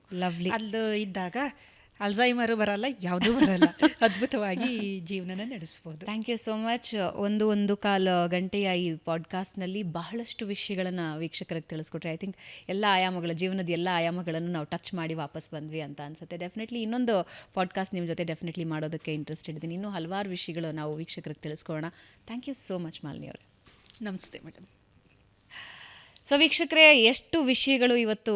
ನಮ್ಮ ಆರೋಗ್ಯ ನಮ್ಮ ಕೈಯಲ್ಲಿದೆ. ಇದರ ಜೊತೆಗೆ ನಾವು ನಮ್ಮ ಜೀನ್ಸನ್ನು, ನಮ್ಮ DNA ಯಾವ ರೀತಿ ಡ್ಯಾಮೇಜ್ ಮಾಡ್ತೀವಿ, ಅದನ್ನು ರಿಕವರಿ ಹೆಂಗೆ ಮಾಡಬೇಕು, ಎಲ್ಲದರ ಬಗ್ಗೆ ತಿಳ್ಕೊಂಡ್ವಿ. ಒಂದು ಹೆಲ್ದಿ ಲೈಫ್ ಸ್ಟೈಲ್ ಡೆಫಿನೆಟ್ಲಿ ನಮ್ಮೆಲ್ಲರನ್ನ ನೆಮ್ಮದಿಯತ್ತ ತೊಗೊಂಡು ಹೋಗುತ್ತೆ.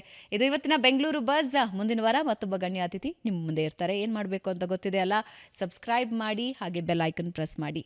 ಮುಂದಿನ ವಾರ ಭೇಟಿ ಆಗ್ತೀನಿ. ನಮಸ್ಕಾರ.